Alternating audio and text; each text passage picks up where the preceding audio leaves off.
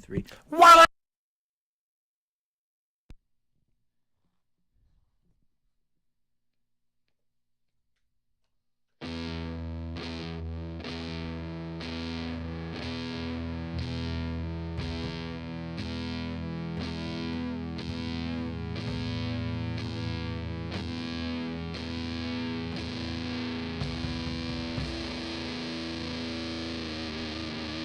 I need a hit of crack.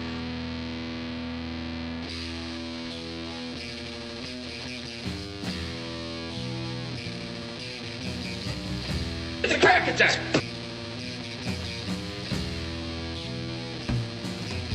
I need a hit of crack.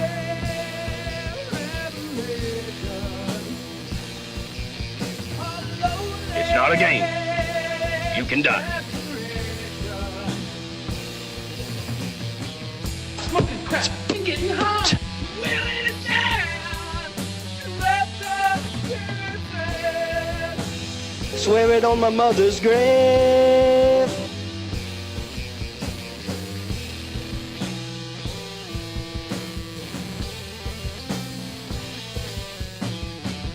And I wouldn't want you to see a nice kid like you fall into a wrong crowd.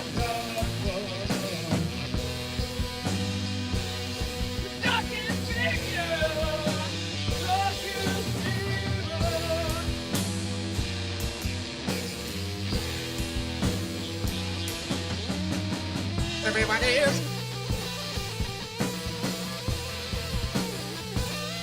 Everybody is. Smoking crack and getting hot. Everybody is. Smoking crack and getting hot. Everybody is. Smoking crack and getting hot. It's not a game. You can die.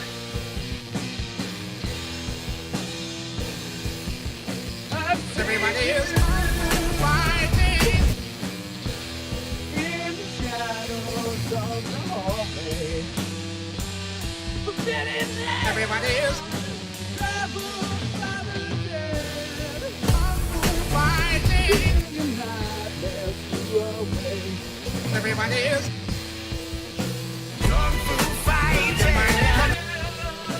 Lost your soul again. Out the window. Casting pictures in your soul and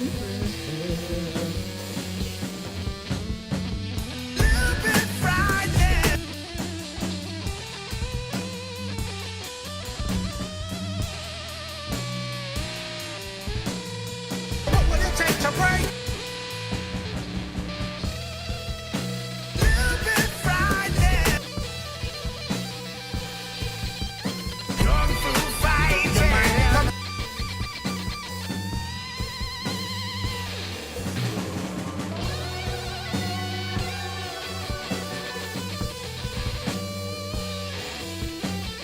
You're an island in the rough.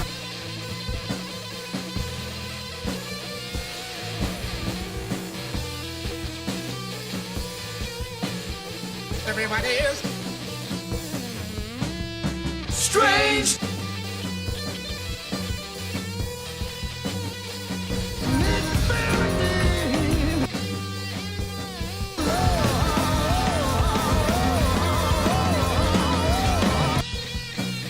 Psycho can break. Ladies and gentlemen, Malcolm Bullfrog Williams. I was absolutely concerned for Wyatt. Stream of unconsciousness. Oh, the choir vocals. No, the road we walk alone. Tonight there's gonna be a jailbreak. Guess who just got back today? Coming to get you, and there's no way out.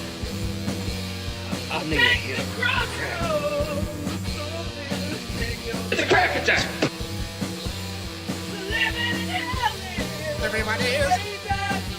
Smoking crack and getting hot.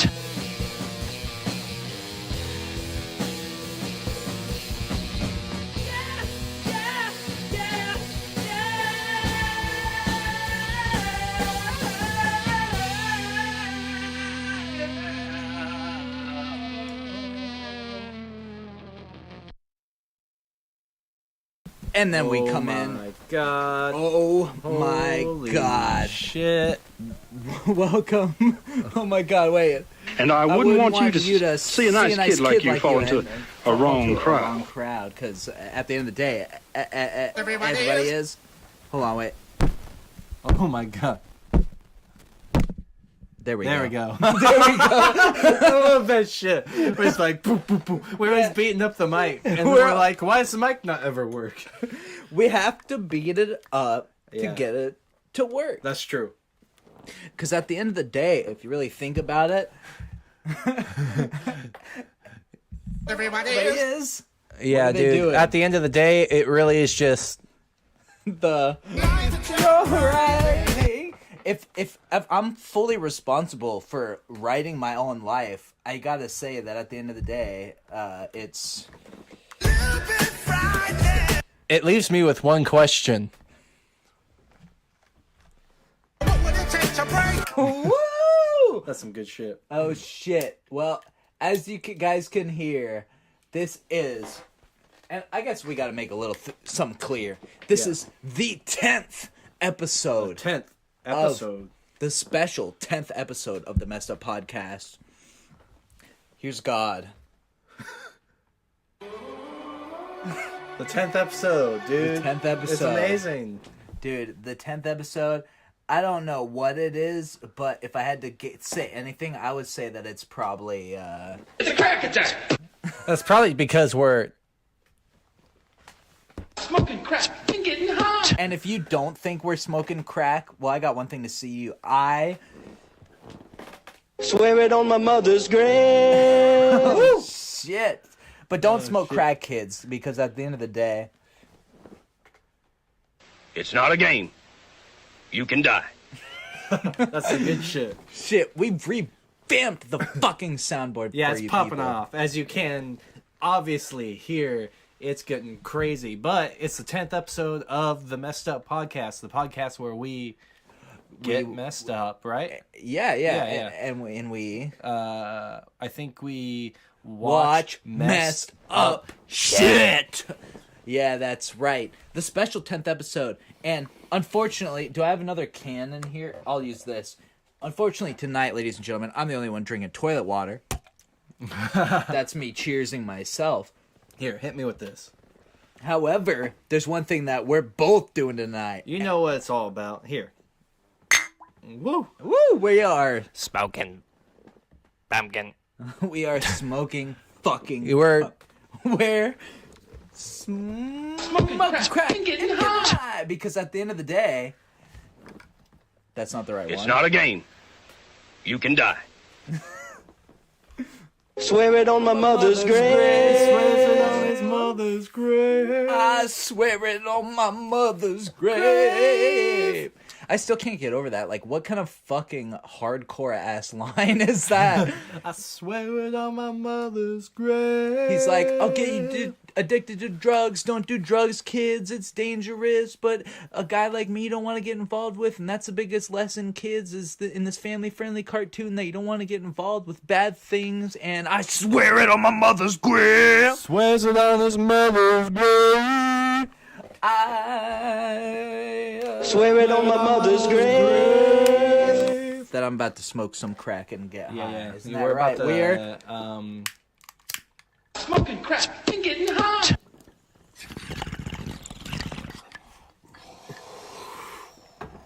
Woo, out of But for our real though, we're smoking pumpkin. we're smoking pumpkin. We're not smoking crack and getting high. You shouldn't smoke crack because, like, it's not a game you can die, obviously. But at the end of the day, personally, And I wouldn't want you to see a nice kid like you fall into a wrong crowd. I wouldn't want you to see a nice kid like you fall into a That's what I'm wrong saying. crowd. But at the end of the day, tonight, Everybody is and what are they doing? kung fu fighting. That's true. You guys might have seen our kung fu fighting excursion on the last episode. Yeah, it might have gotten a little bit crazy, but you know what? It's the book of your Like you riding. And trust me, we've got much more. Do we want to talk about what? Because that was right after the last episode. Do we want to talk about what happened with our neighbors after the last episode? Yeah, I guess we could. We should. Yeah, we will. What the fuck? What the fuck? There we go. So, I guess we can start it off by just saying that what happened with our neighbor was... So as you guys know, we'll just lay this out for you right here before we get into tonight's festivities. So at the end of, as you guys know, on last week's episode, Kung Fu fighting became our favorite meme. It went crazy. It went crazy, and we listened to the CeeLo Jack Black Kung Fu fighting like 3 times on the show. 3 times. We went gangbusters on that shit, dude. We did. We literally went full-on gangbusters. And the thing is, it didn't stop after the episode ended. No, dude. So we, unaware of what time it was, unaware of anything like that, we continued listening to it at least 15 more times. And part of that was outside, because I'm a cigarette smoker. I went out to smoke cigarettes. And so we're listening to it, and all of a sudden, a dog comes running by. It sounds like the neighbor's pissed at his dog, and then I realize he's looking at me. So I look over, and he goes, "Hey, you guys need to keep that shit down. It's 1 in the fucking morning. I'm serious." And we cut it off immediately. We were like, "Oh shit, sorry." And he was like, "I'm fucking serious. I'm not kidding. You guys gotta stop that shit right now." And I was like, sorry. And he kept talking. I just bowed and went around the corner and disappeared. But the thing is that we've been out there. You guys have heard this episode. Usually the episodes don't stop after the episode's over. We keep fucking... Yeah, it pops out for a while. It's a party. It usually parties out for a while. And this one time, that's what broke him. So he's had to hear us 1,000 times. We have bands. We play music in the downstairs. The thing that broke our poor neighbor was Kung Fu Fighting by Jack Black and CeeLo Green. Dude, the thing that, like, got the whole neighborhood fucking pissed was CeeLo Green and Jack Black's Kung Fu Fighting. Shit, wait a minute. Whoa, that was incredible, because at the end of the day, everybody is Kung Fu Fighting.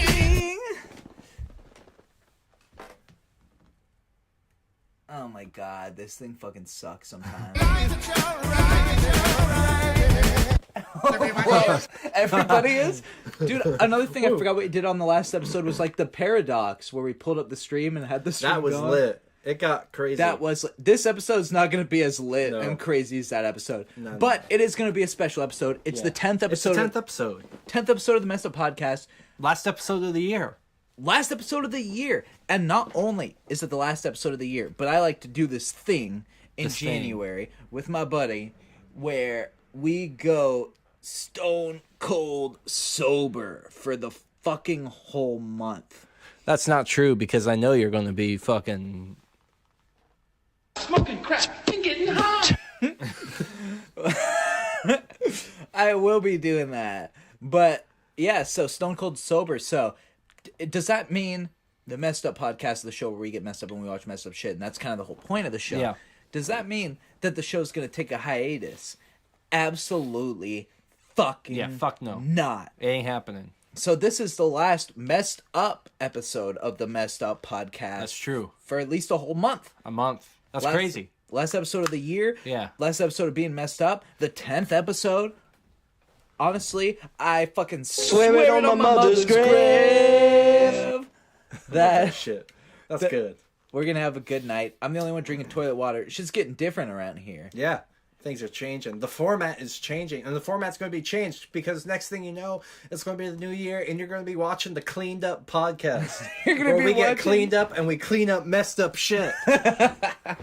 It's going to be the show where we get cleaned up and we clean up messed up shit. But until that happens, what's fucking pumpkin, baby? Ooh, and you know that's the fucking truth. You know I've been fucking... swear on my mother's grave. It'll play eventually. It'll interrupt us.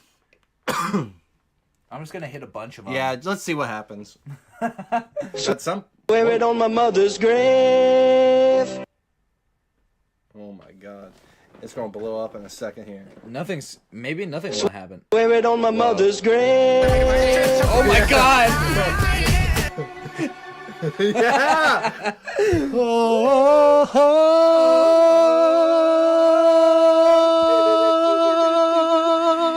Everybody is.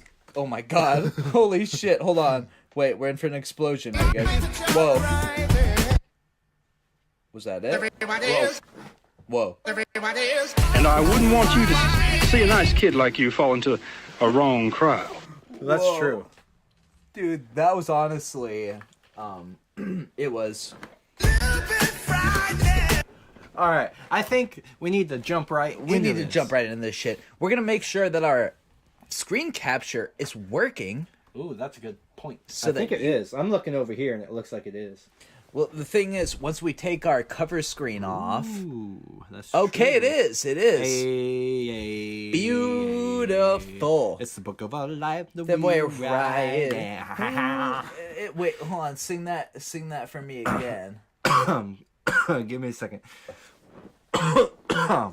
It's a book of your life that you ride. Thanks, Jack. Thanks, Jack. Jack knows that at the end of the day. Everybody is. That's true. Actually, we actually have Jack Black here in the room, and actually at the end of the episode, he's going to sing Kung Fu Fighting live for us.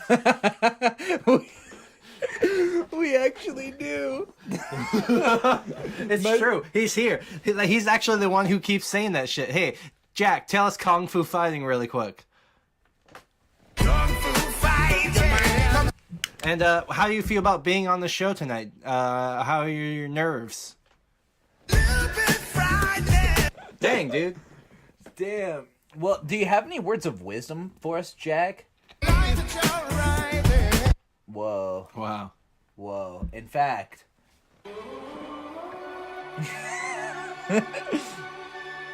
We also have special guest CeeLo Green on this. CeeLo, what do you think about us on this show? That's Thanks, so CeeLo. sweet. Dude, CeeLo's my homie. That's so sweet. Dude, fucking... CeeLo... we stand goody mob out here. Dude, we stand... Does that make me crazy? Yeah, dude. I fucking love Gnarls Barkley, man. Gnarls Fucking Barkley Odd Couple rocks. is a great album. What else did he sing besides that? He sang "Forget You," and he sang "Bright Lights in the Big City." That last one is a deep cut for me. Yeah, dude, I fucking love that song though. It pops off. I had a CeeLo phase in like middle school.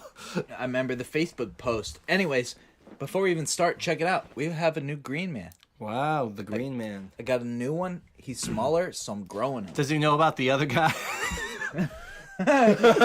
Maybe let's not tell him about that yet, because if he finds out, he might think that it's It's a book of your life that you're writing. Everybody is kung fu fighting. Kung Fu fighting. Fast as a lightning. In fact, it was a little bit frightening. Yeah, this book of your life that you're writing. all right. I think we. Whoa!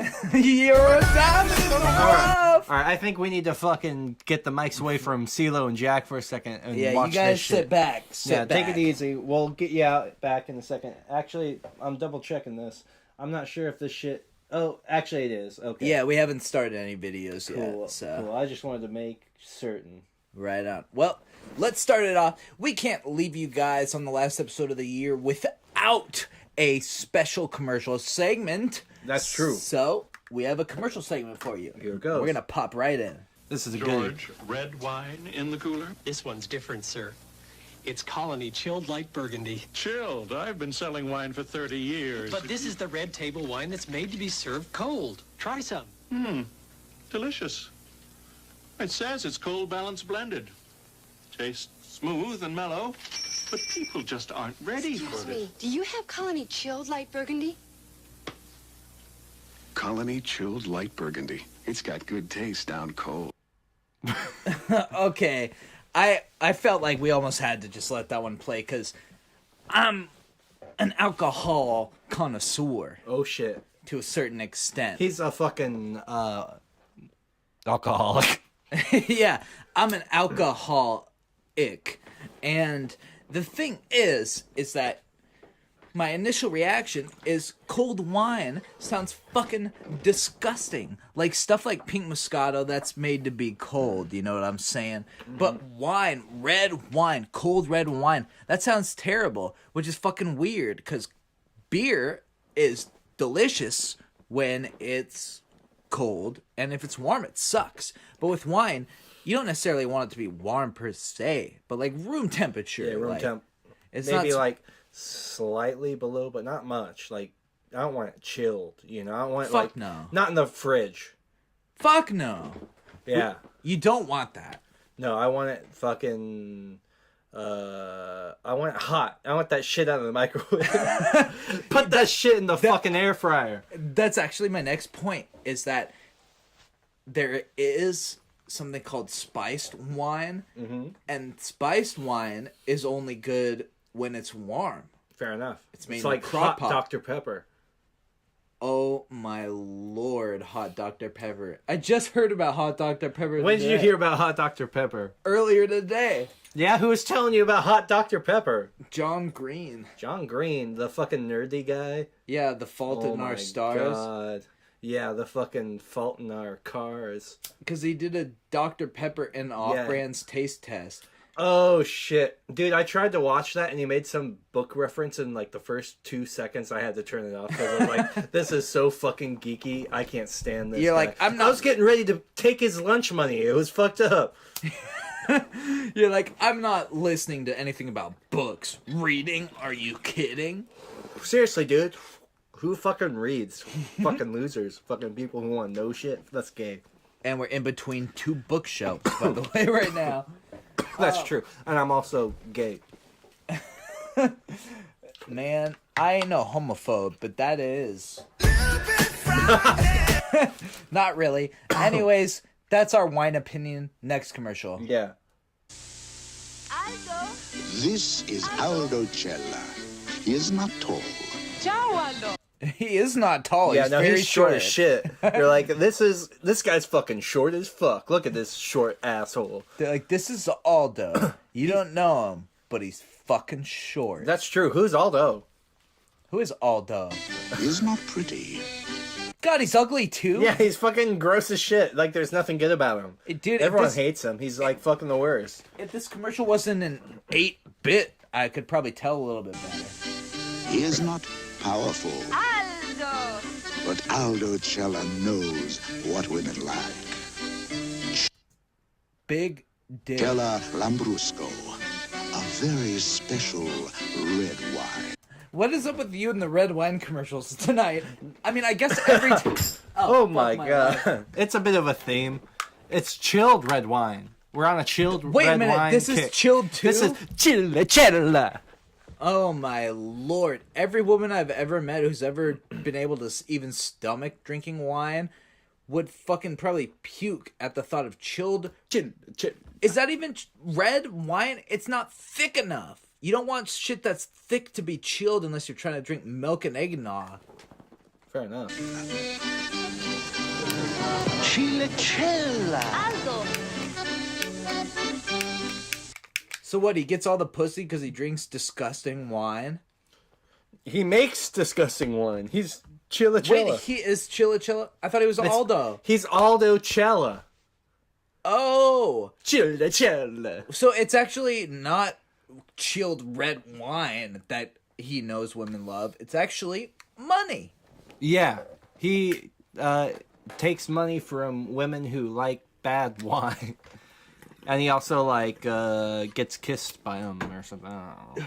It looked like he was getting molested by them. Not even trying to be They edgy. want Chilla's Chilla. Chilla. Aldo, he's short, he's fucking fat, he's ugly as You know shit. what? There's one thing I gotta say about Aldo. Rough, you could be a work of art. Yeah, what'll it take to break? Man, what'll it take to break? Alright, next commercial. What can can you do with Chella? Oh my god, it's Aldo again? Yeah, dude, Aldo's showing up. Aldo Chella. Aldo Chella. What the fuck is this? Come I don't on. know. It's a pencil or something. I don't know what you're doing. I'm retarded. That's what I'm doing. Aldo Chella. With any other wine. Celebrate. Know why I refrigerate? Whoa. Because my friends love to celebrate. What? You know why I refrigerate? Because my friends loved refrigerated wine. Sorry, I thought it was the rotting leftovers. No, he likes to celebrate. Is that what he said? Yeah, he's like, because my friends like to celebrate. Go back to that shit. We heard it. No, you didn't. I heard it. You didn't hear shit. Listen to this motherfucker. Celebrate. This setting should... He did say it. This setting should... Celebrate. Wait, what was that? Celebrate. Wait, you like to what? Celebrate. Oh my god, I'm letting you celebrate on the soundboard next week. Lambrusco bianco and rosato have such a bright, clean taste. Get celebrate on the soundboard by next week. Their wine list is first rate. All it says is celebrate. What a taste to celebrate. Oh my god. So it's like girls will give up the pussy if you drink chilled wine. That's true. That's the point, I think. I guess. Of all these commercials. Yeah. It's like you can be the corniest, ugliest, shortest, fucking bald piece of shit. Yeah, you can be fucking Aldo Chella, who's like literally like world-renowned grossest motherfucker on the planet, Aldo Chella, and he's fucking popping pussy, dude. It's fucked up. Oh shit. Take the break. No, I would have laughed real hard if I wasn't in the middle of taking a fucking pumpkin rip. That's fine. A pumpkin water pipe rip. Yeah, fucking water pipe. Dude, fucking it's the book of your life, the Joe O'Reilly. And this next commercial I actually didn't watch. I just saw. Oh my god! I just saw like the thumbnail and thought it looked crazy. So I actually have no idea what it is. It looked. It did. I hope in this commercial, everybody is tripping balls. Yeah. Or maybe even smoking crack and getting high. I love that. I love that. Smoking crack and getting high. Swear it on my mother's grave. I swear it on my mother's grave. It's a crack attack. A crack attack. Yeah. Or maybe even. Whoa, wait a minute. I need a hit of crack. Wait a minute. I need a hit of crack. I love that. Smoking crack and getting high. I need a hit of crack. I need a hit of crack. We're gonna get there quick. I need a hit of crack. Right after this. Or maybe even. Whoa, wait a minute. I need a hit of crack. Wait, I love that. I love that. Smoking crack and getting I need a hit of crack. Oh my god. Smoking crack and getting high. Right after this. Or maybe even. I need a hit of crack. Wait, I love that. I love that. Smoking crack and getting high. I need a hit of crack. I need a hit of Oh my god. I need a hit of crack. I need a hit of crack. All right, that's enough of that. I need a hit of crack. Okay. That's crazy. Next commercial. Whoa. Whoa. Holy shit. This coffee makes you trip balls. Yeah, dude, they put acid in this guy's coffee. Awesome. I want this coffee. It's going to make me see Queens.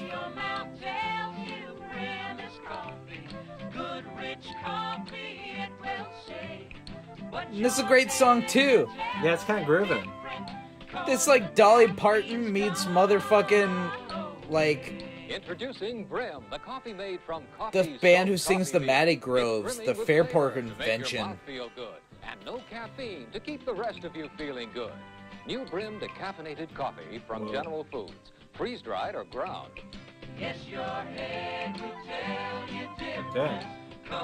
That's fucking awesome. They're in fucking Yellow Submarine. Holy shit, hold on. What did they just say?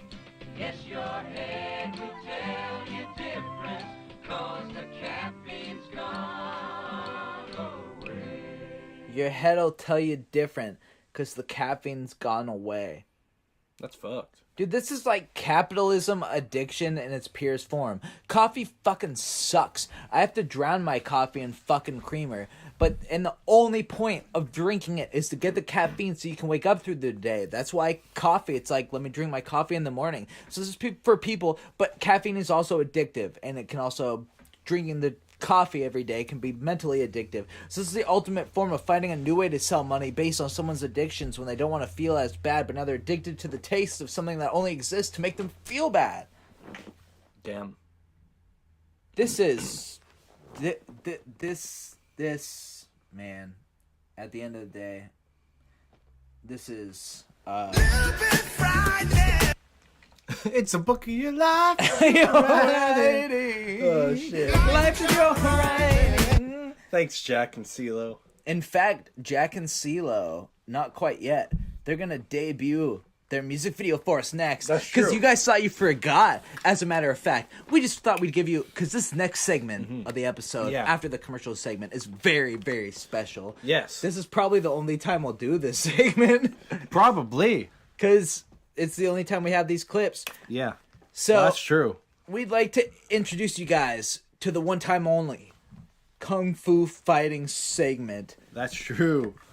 It is the Kung Fu fighting segment. So before we even get into all the videos we have tonight, let's give ourselves a little bit of a refresher of why we're here, shall we? Show me. Deep in the heart of Yeah. Come on, hit me with my boy. Hit me with my boy.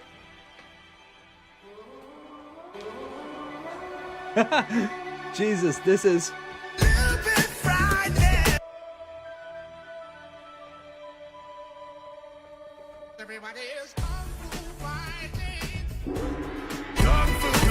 Oh my god.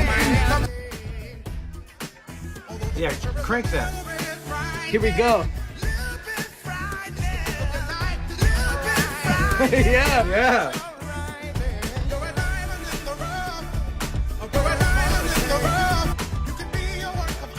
Woo! Here we go.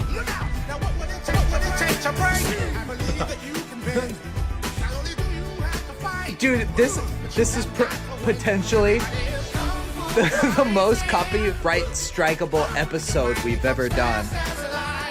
Seriously. Yeah. Whoa! Oh, whoa. Little bit Friday. Life is your writing. Smoking crack and getting hot.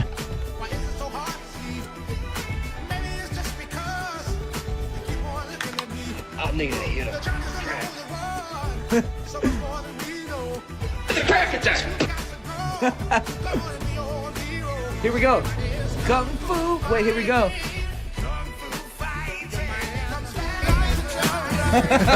It's fucked up.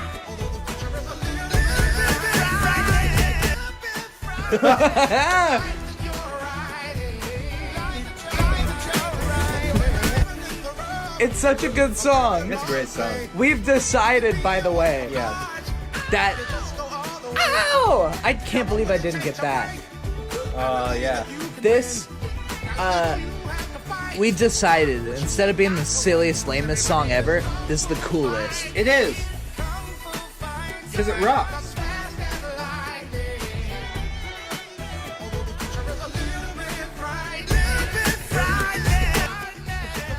Damn.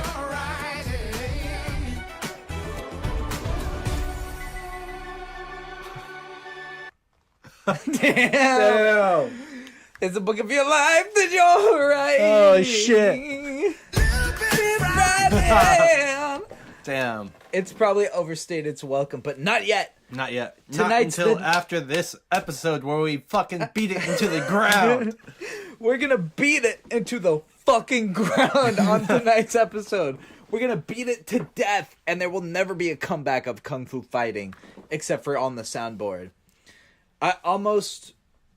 Maybe we'll, at the end of the episode, we'll come back and we'll listen to it again. We might have to revisit it. We might have to listen to it 5 times. Yeah, we'll listen to it 5 times. We'll get it open on the browser. We'll start looping it. It'll get crazy. We'll save that to the end. Yeah. Because if you think about it, last episode we went straight from our cameras not working to looping the podcast on it ad infinitum.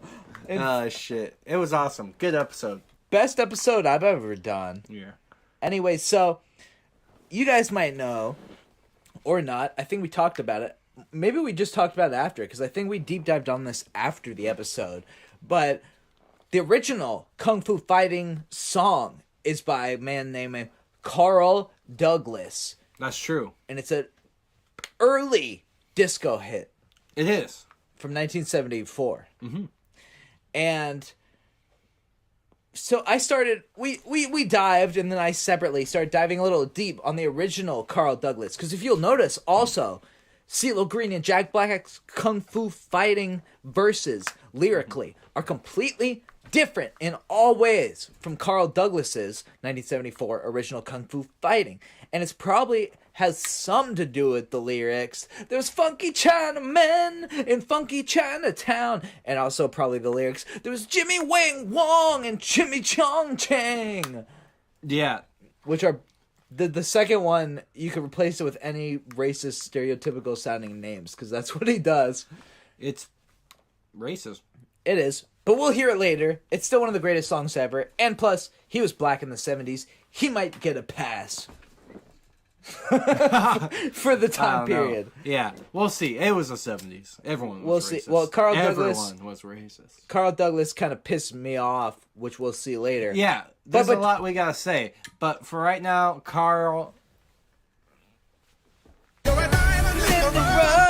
So, our first video on the Kung Fu Fighting playlist is, before we listen to him sing it, we heard CeeLo Green. Before we listen to Carl Douglas sing it live, actually, we're actually, and you better be ready.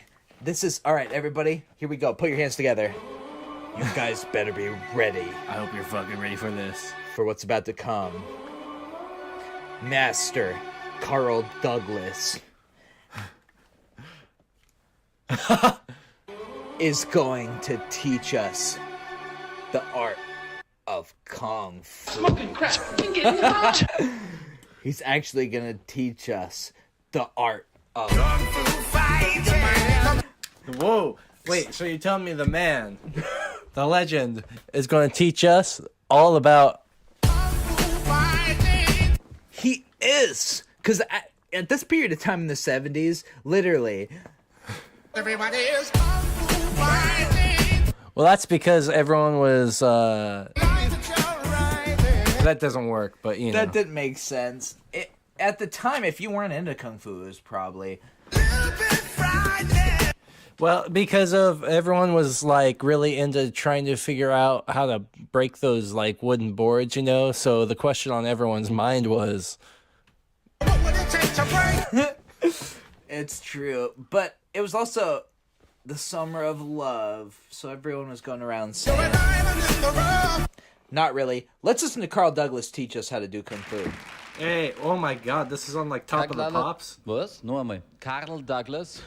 This guy's speaking a different language. Holy shit, German-ass motherfucker. Wir wissen so gut wie überhaupt nichts über Sie. Carl, where are you from? Where are you born? Where's Carl from? We're gonna learn. Born? He's gonna be like, Kung Fu Fighting. He's gonna be like, when were you born? And he's gonna be like, that was funky Chinaman. Oh my god. I was born in Jamaica in the West Indies. He's Also from in Jamaica. Geboren, and where do you live now? What? If he's from Jamaica, why is he dressed like a samurai? That's a pretty good question.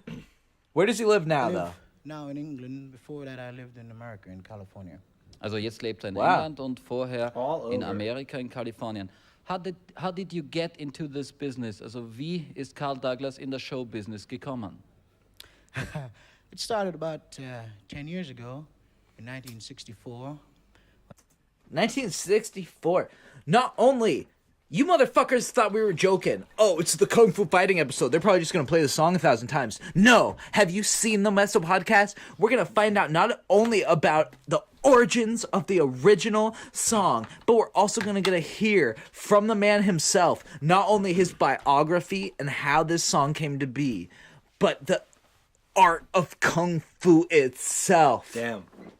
So get fucked if you think that the Messed Up podcast is just some episode where we bullshit. Fuck no. You guys don't even know. We never half-assed this shit. When I first, I was an engineer then. Es hat vor 10 Jahren begonnen, 1964, 64. I can't get over that he's dressed like a samurai. Ein Ingenieur. And I was tempted by some friends. What kind of engineer? I'm a mechanical engineer. I was scintillate turner. Mechanik. Scintillating. Mechanik. Yeah. Und how did you get into show business? Dude. I was tempted by friends who heard me singing. And Smoking crack and getting high. A good voice. Maybe you should leave this business and go into show Freunde business. haben ihn singen gehört und haben gesagt, gute Stimme, du solltest das im Showbusiness versuchen. Ja, keep going. And I tried it. I tried it for about 2 years as semi-professional. 2 Jahre hat er es versucht. So he was a mechanical engineer, which means he's probably a smart guy. Yeah. And then has to be. And then his friends were just like, "You're good at singing. You should just get into the music industry." Yeah. And so he did. He did. That's pretty cool. Honestly, Carl, that's boss. That is boss. Also, I should have pulled it for this episode, but Carl has a song called Witchfinder General, and that song rules. And slowly I started to build up enough confidence. Though I had sang before as a kid in the church choir in California, I'd never sang professionally. Als Kind hat er im Kirchenchor gesungen und also This das hat guy sich dann does have a langsam hard entwickelt. job. He's got to be a How did you get on translator Kung Fu and fighting? interviewer at the same time. Yeah, it's Kung rough. Fu had become a cult. Kung Fu wurde ein Kult. Not just movies, but also from, the Bruce Lee movies. Nicht nur der Film, sondern auch eine Fernsehshow. And then after with the Kung Fu series on television with David Carradine. David Carradine ist der Mann, David Carradine, Legend, Kill Bill. der diese Serie im amerikanischen Fernsehen zeigt. And I thought that there was a gap in the music business, and I thought that the kids needed something that explained to them about Kung Fu because they were getting very interested in it. Also die Kinder, er dachte, die Kinder brauchen So Carl Douglas himself took it upon himself. Yeah. As somebody who, and this isn't just me spouting bullshit, Kung Fu movies were especially popular in the African American communities, especially in the 70s, because, as we all know, subjugation and a history of racism led and still leads to a large percentage of African Americans being pushed into low-income neighborhoods and having serious economic inequality problems. We all know that at this point. So a shitty little fucking street in New York, your local theater probably can afford fucking Master of the Flying Guillotine from 1974 for pennies on the dollar.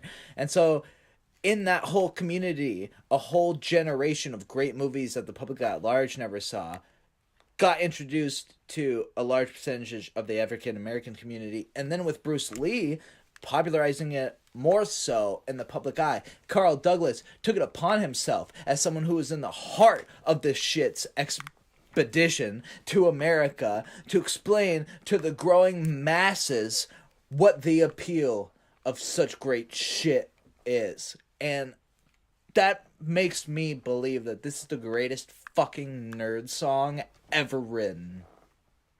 Yeah. It's fucking nerd rock. It is. It's like... Anyways. Etwas, das man ihnen erklären kann musikalisch, wie dieses Kung Fu funktioniert.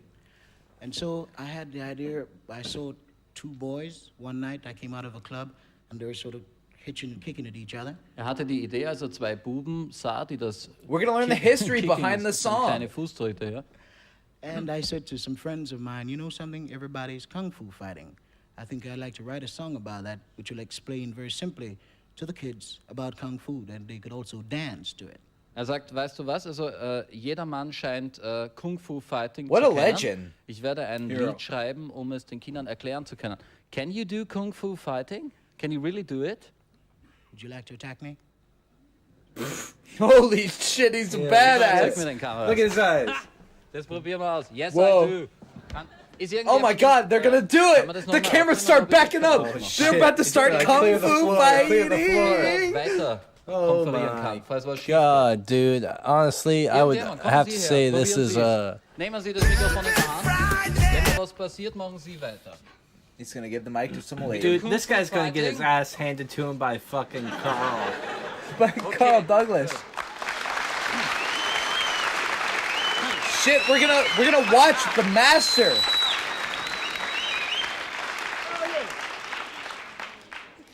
Wo soll der Mann geben? We're about to watch the master. Ha! Auf! Good. Was ist das? Das bestimmt. Good. I shall watch your hand. Irgendwo müsst ihr da durchkommen. Oh! It's alright, come back. Dang. Dude, this guy's trying to make a joke out of it. He's like, I'm gonna pretend like I am in the movies. Carl Douglas is hitting his ass. Yeah, dude, Carl Douglas is about to fucking lay this fucking little reporter guy out. Dude, his fucking reflexes are fast as the lightning. Yeah, dude, this reporter is about to learn. To take the break. All right. Carl Douglas knows. Versuchen wir es mal langsam. Slow motion. Slow motion. Good. Ist gescheiter. Yeah, I'm sure he understands German. Chap. Right. I step. Ow! Hell yeah. Hell yeah, bro. He's a kung fu fighting fucking legend. Kung Fu fighting. To the kids. Ja, Achtung. They should not practice. Er möchte etwas erklären. Unless they have been trained, because it can be very dangerous. Es soll niemand versuchen. And he's got a good message for That's the kids. true. Carl Douglas, what a sweetheart. For real. He really is. Yeah, dude. CeeLo said it best when he said... Well, actually, I was going to say he said it best when he said... And then CeeLo introduced me to the voice of God when he said...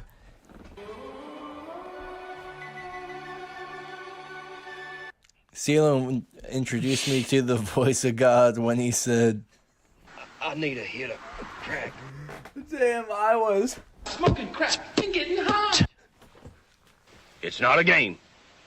You can die. Bars. Um diesen Stil zu kopieren, bevor er es nicht wirklich trainiert hat. Wem sagt er das? Could you show us just a few movements of really kung fu fighting? I mean, just for the camera, as you really do it. I go out of the picture. It's kung fu This fighting guy's, is... he's like, I won't get my ass beat. Why don't you just show him without me? He already did get his ass beat. I know That's he doesn't the want to fucking get it crazy beat part. more, dude, because Carl's ready to just lay him out. You know? Carl is ready to lay his ass out. Primarily defense. Oh my god. Not attack. Defense. Verteidigung, nicht Angriff. Kung Fu's defense. Pairing off positions. One. Yeah. So that's for a straightforward attack. You to go that way, go that way. Carl, I tell you something. Carl. Let's go further on in the show. What's, kann ich Ihr Mikrofon wieder... Sie sind nicht angekommen. Wollten Sie irgendwas sagen noch? Nein, danke schön. Aber für die Vorführung, glaube ich, einen riesen Applaus, dass er uns gezeigt hat.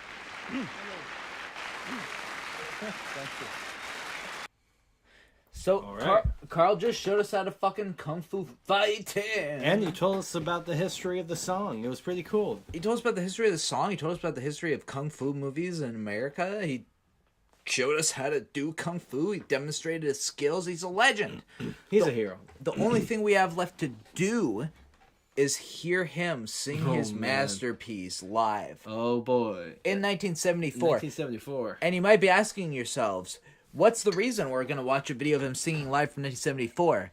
Well, that's just the case. Is that that'll be explained after. Well, we'll get to that. I'm telling you, we'll get to it. I Swear it on my mother's grave. I swear it on my mother's grave. I wouldn't want you to see a nice kid like you end up in jail. Baby back room. Chili's baby back ribs. Could I use your lighter? Fuck you. Get your own lighter. I have my own, sir. I think.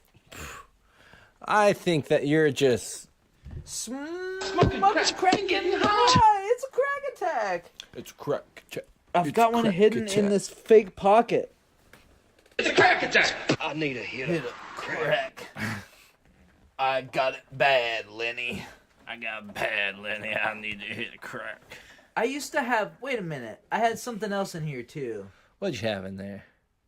I had fucking.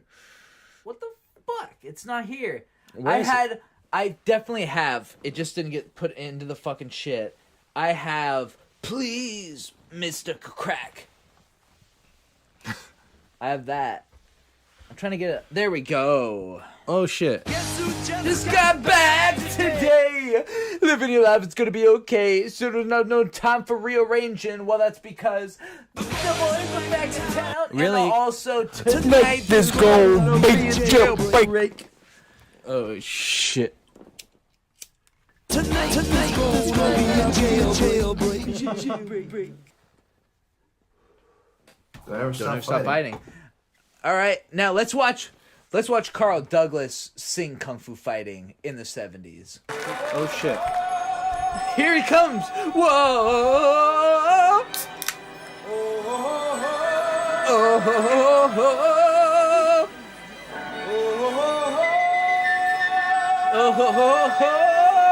Wow. Look at him coming out like a golden god. He is. Everybody was kung fu fighting. He's off time. He starts off beat. Fast as lightning. Come on. He's also off key. It was a little bit frightening. Little bit But it's all frightening. in expert timing. Like the jaw writing. They were funky Chinamen. Funky Chinaman. Chinatown. They were Chopping them up.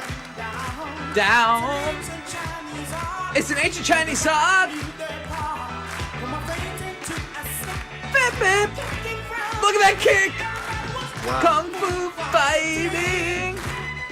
Ha! Fast as lightning.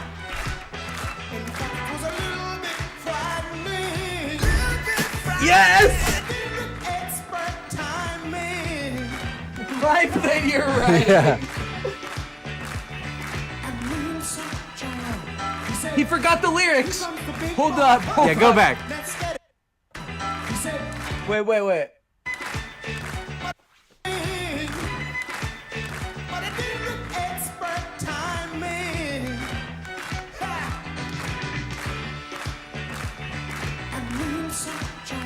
He forgot the words. Can I see that toothpick? But I don't know about you. I'm not hearing anything about diamond in the rough.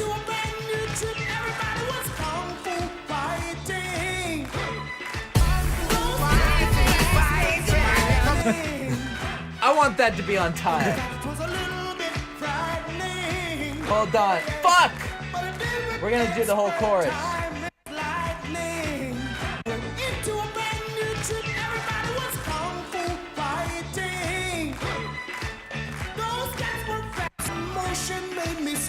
Now we're into a brand new trip. Everybody was kung fu fighting. Those guys were fast as lightning. In fact, it was a little bit frightening. Yeah.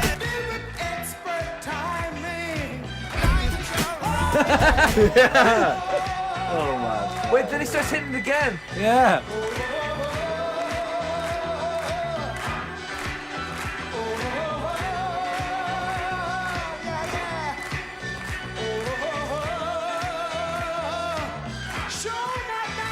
Everybody was kung fu fighting. Kung fu fighting. Fast as lightning. In fact, it was a little bit frightening. Little bit frightening. Expert timing. I love that. Holy shit! I think we might honestly be the first people ever to do a mashup of CeeLo and Carl Douglas Kung Fu fighting. That's true. That's history in the making. And look at him go. He's singing. He looks like a Dragon Ball Z character. Keep on, keep on, keep on. Yeah, yeah, yeah. See, Love that. CeeLo never said keep on, keep on, keep on. Yeah, dude. CeeLo was too busy just being like, dude, I know. He never said anything as cool as there was funky Chinamen in funky Chinatown. All he ever said was, and then he was like,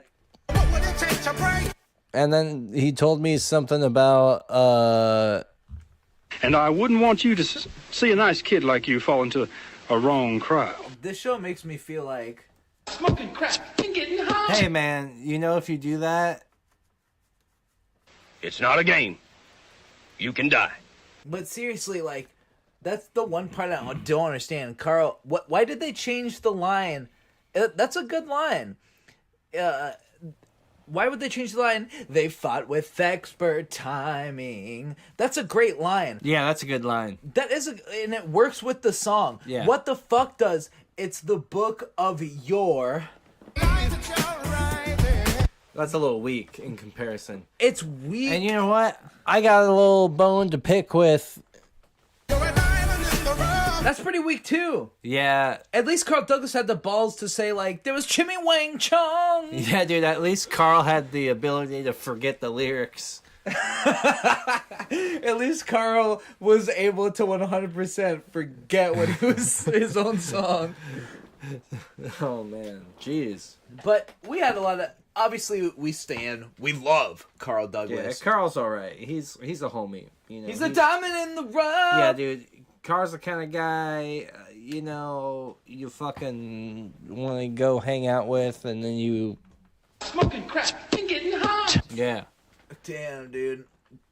The funny part about that thing is that it's very Strange! and everything about Strange! it. And this whole show is Strange! and I can't believe how Strange! it is because every time I think about how Strange! it ends up making me realize that it's that motherfucking Strange! every single Day!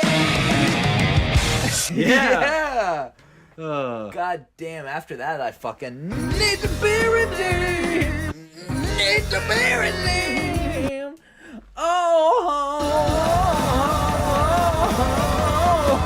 Oh my god! Oh my god! Holy shit! That's the best shit I've heard all day. Fuck! Oh my god! What's next? What's next? Well, the reason why we played this video of him playing shit. from 1974 live is because, and we don't even have to watch this full one, which we still might. But Carl Douglas, we love him, we stand him, but there's a lot of reason Hero. to say fuck him. We've already That's got. true. You know what? We fucking hate Carl now. You know what? This is the point of the episode where we're like, Carl's a fucking dickhead, and everything he did was shitty. And here's why. Click that next video. Here's why. This is the reason that this is the only live video that we've played from him tonight. Because it is the only live video. Because it is the only live video of him. Here's him old as shit. Look how old that motherfucker is. And he's got this whole setup and real musicians.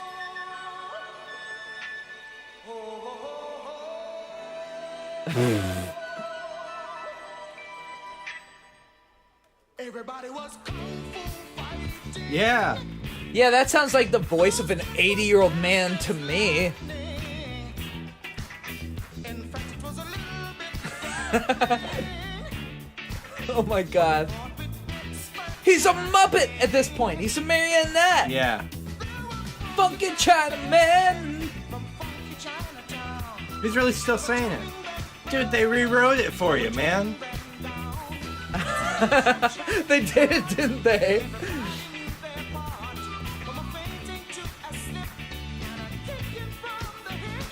But it was kung fu That guy's getting it. Carl Douglas is such a fucking goofball.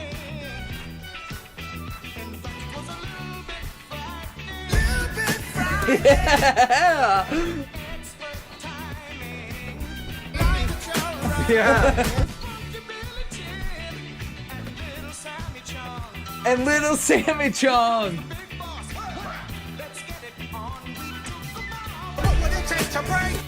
Wait, you know what I just realized?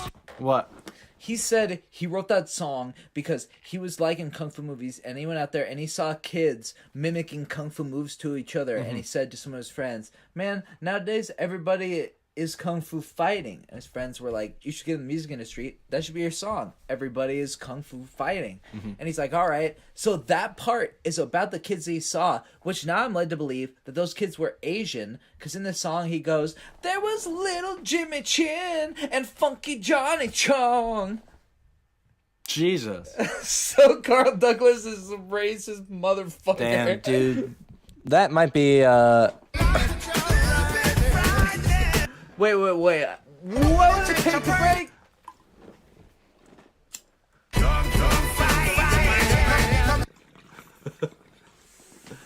Oh, man. Get the pumpkin out.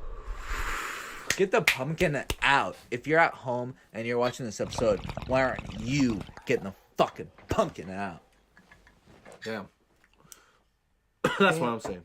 Damn fucking spiffy.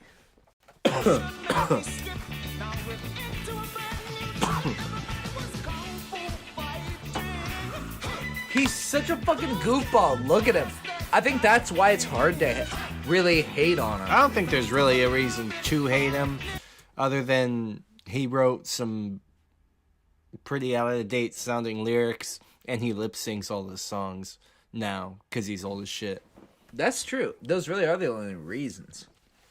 And besides that, he's just a goofball. He seems like a smart guy. Seems like a nice guy. Shit, the hate train ain't going well. No. I wonder if we could get Carl Douglas on... We probably could. ...this show. We should figure that out before he dies.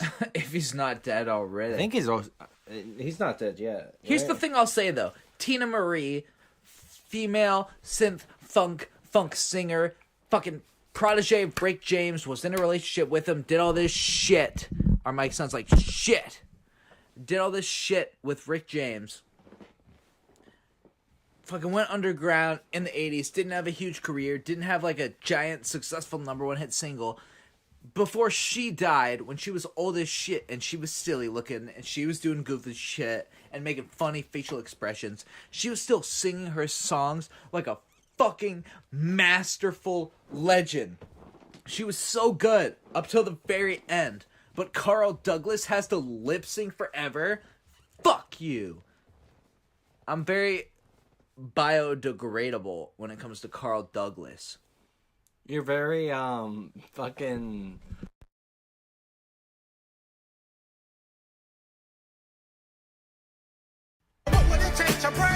You're very fucking, you said biodegradable. I was gonna say fucking, biohazardous. Wait a minute, man. Whoa.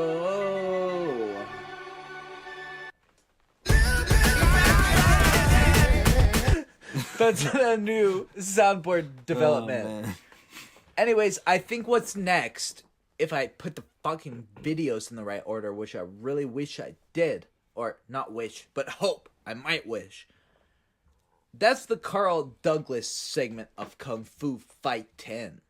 Yeah, I guess so. So, before we move on to the modern day Jack Black, we might as well get into a little bit of information in the middle of the segment here. Yes. Which was Carl Douglas's second hit single. Give me a second.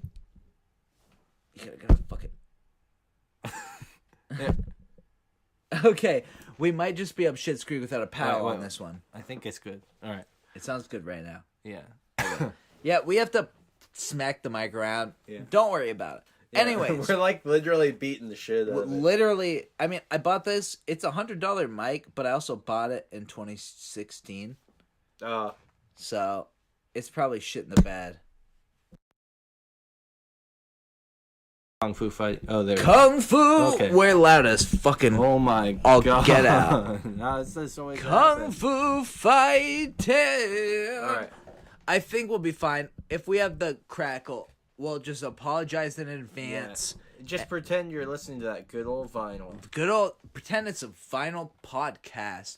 I think it's got more to do with the streaming than it does the actual mic. Like I think. Although sometimes we beat the shit out of the mic and it really sounds good. So that's true.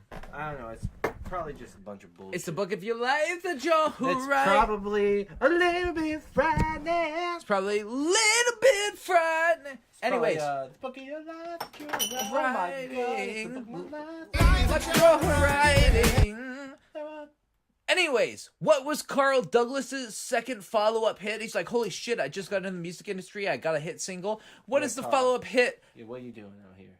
So he decided to write a song. One hit wonder can do one of three things for their next single. Go with what their heart tells them. Go with something completely different because you don't think your single represents you or for whatever reason.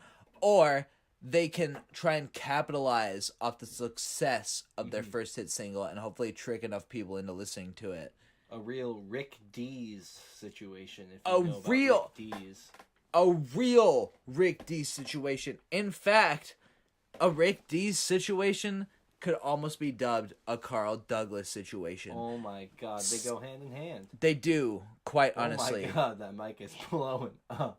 It is blowing up. Holy shit, what will it take to break? Dude, fucking, Oh what will it my take to break?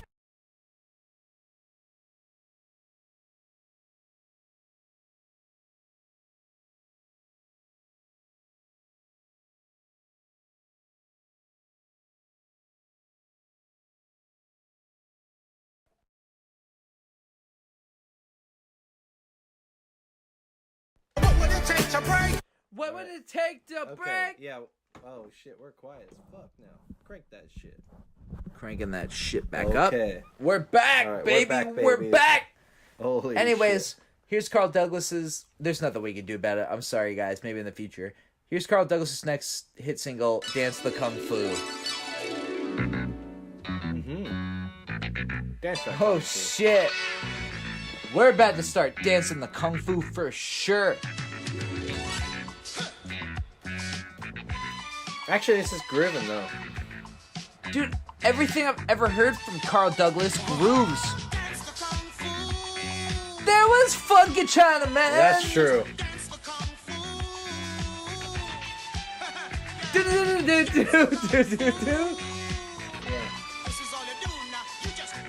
As fact, it was fast as lightning.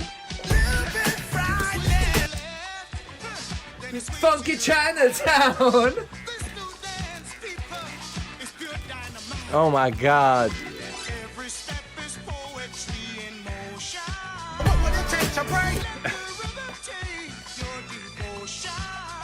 Everybody is kung fu fighting.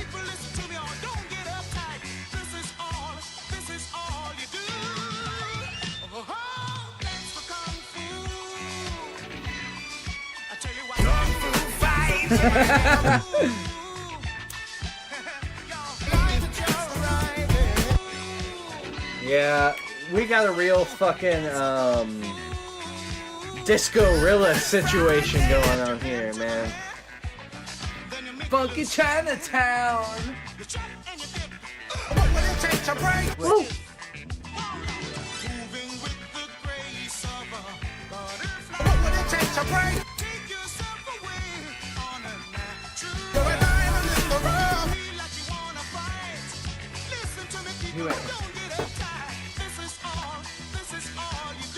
Everybody is fighting. It's a crack attack. Smoking crack and getting high. Here we go. Everybody is fighting. Oh, I can get it better.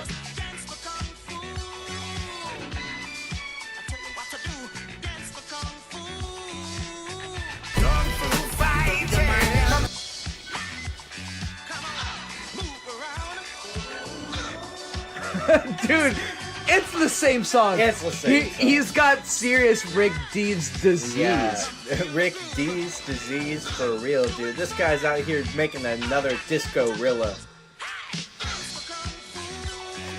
Kung Fu fighting. Dance the Kung Fu is literally everybody was Kung Fu fighting. Dance the Kung Fu.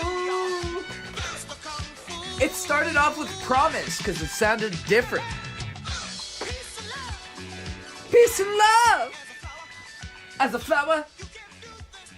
If you're singing about Kung Fu fighting.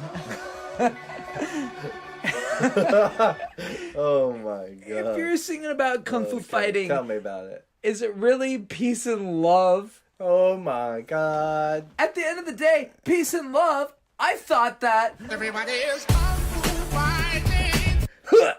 Yeah. And what's the line they say? It's that's not peace and love, dude. Peace and love isn't although peace and love might have a little bit to do with Alright, here. I say we keep going, but here's my new suggestion. Okay, lay it on me. I say we get through the Kung Fu fighting portion, then we take our break, 10 minutes maybe. Yeah. And then we slam through the last few episodes. Hold on, the mic's about to fall out the fucking thing. Holy shit. Oh my lord.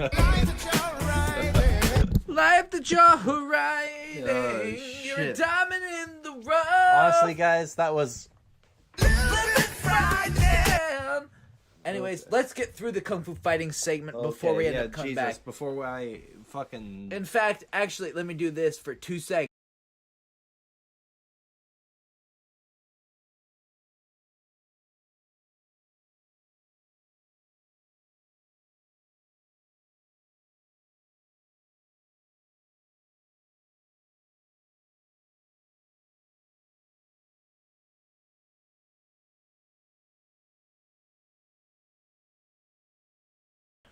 Hopefully everything. Life that you ride in.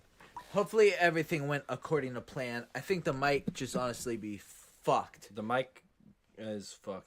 So, But anyways, we have nothing to do with that. finishing the CeeLo Green segment. Oh my god! so. Oh man. First off, this is another development from Yes. from last week's episode. After we went off, we were like, is there any live Kung Fu fighting? And, oh my god, the mic sounds so Holy fucking bad. Shit. Let's... Oh my god. Here, I give don't me a think sec. that's making it better. Oh. Wait. Wait. Here.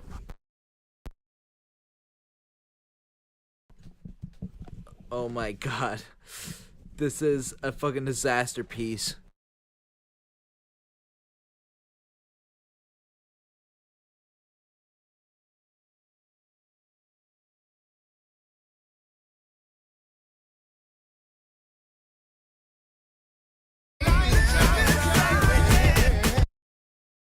We've never had technical difficulties with our actual, like, microphones. Yeah. It's always been just the computer. But this is the That's first true. time. So I'm gonna step away from the microphone a little Yeah. bit. Oh my Oh god. my god. If we get too Jesus. loud, it's fucked. Yeah.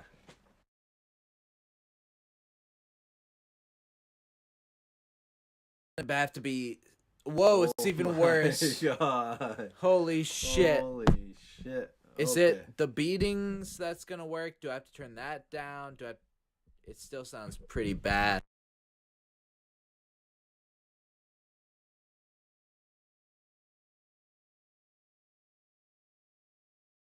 The fucking... Oh my...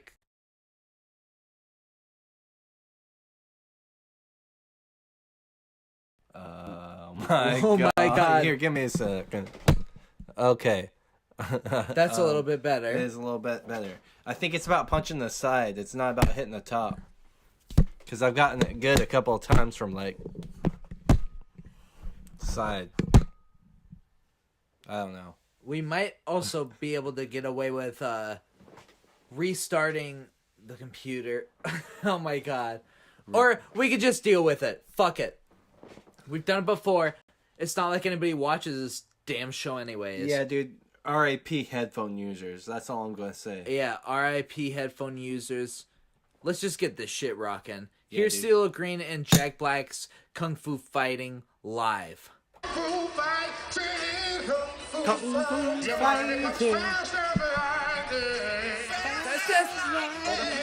Wait, hold on. Hold on. We gotta really pay attention to what's going on here.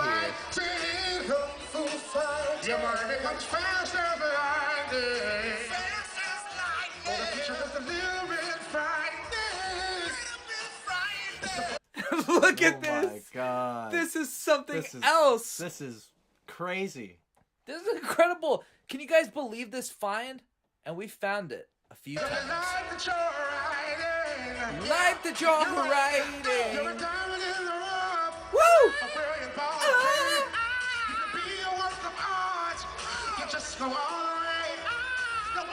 Can you believe we're seeing CeeLo and Jack Black live? That's crazy. And they're both like off key.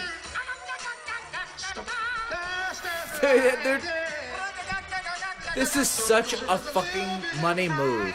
It really is. I love that we get a live. Little bit frightening. Jack Black looks like he couldn't be fucked enough to change out of his like clothes he fell asleep in. Yeah, dude. He looks like he stinks. And CeeLo Green's like, I'm a #1 hit maker of all time, and I'm doing this shit. #1 hit maker of all time. Here's another angle. Oh yeah. I'm glad that this one was recorded with a piece of celery. Me too. Let's turn it up loud. Yeah. CeeLo's gotta pretend that he thinks that Jack Black's movements are funny.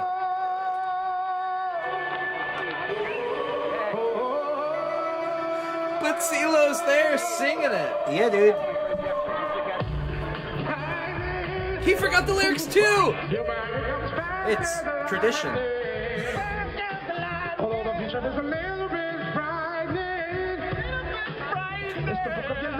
I love that we get that.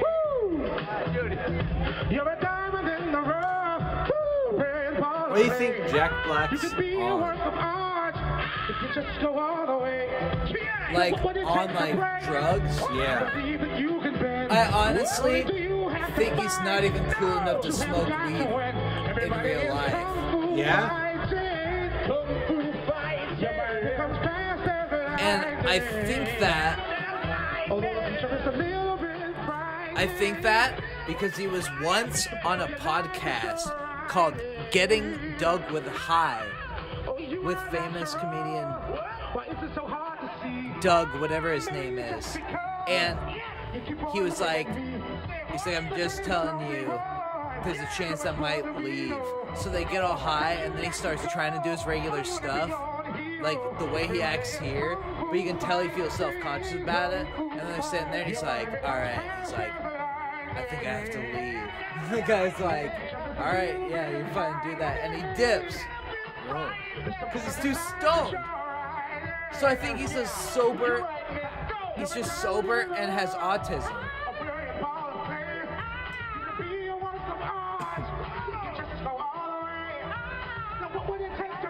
Oh shit. Give me a second. Oh fuck. Oh. Where is it? And I wouldn't want you to see a nice kid like There you it fall is. into a wrong crowd. Yeah. This podcast is hell on earth. We have 2 fucking pixel videos, a fucking destroyed microphone, and the sound clips are so fucking loud. This is a fucking disaster of a show. Oh my god, at this point, dude. Destroyed microphone. And the sound clips are so fucking loud. This is a fucking disaster of a show. Oh my god.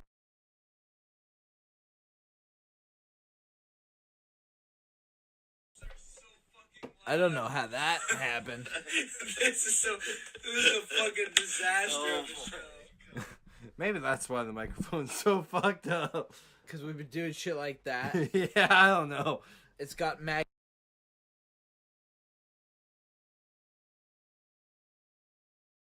This. I don't know. But anyways, on to the next. That song. So after the last episode, we heard this and we thought this was hilarious. We thought this was fun. And this was going to be it. But like you guys know me, if there's something interesting and niche, I will find the edges of the earth. He's going all to find out it. to find it. And somehow I found. He found it. I haven't watched the whole thing, but the intro makes me believe this is a televised version, like at least a DVD extra. It was recorded on real cameras by an actual company. So it wasn't recorded on someone's fucking celery? Yeah, on their fucking toenail. Like we are recorded on a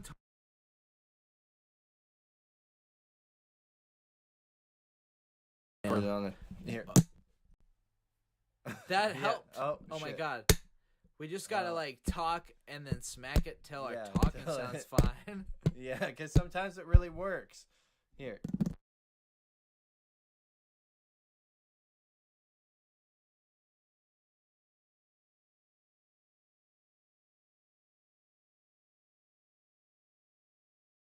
What'll it take to break? Oh, What'll it shit. take to Oh my break? It God. sounds worse than ever. Yeah.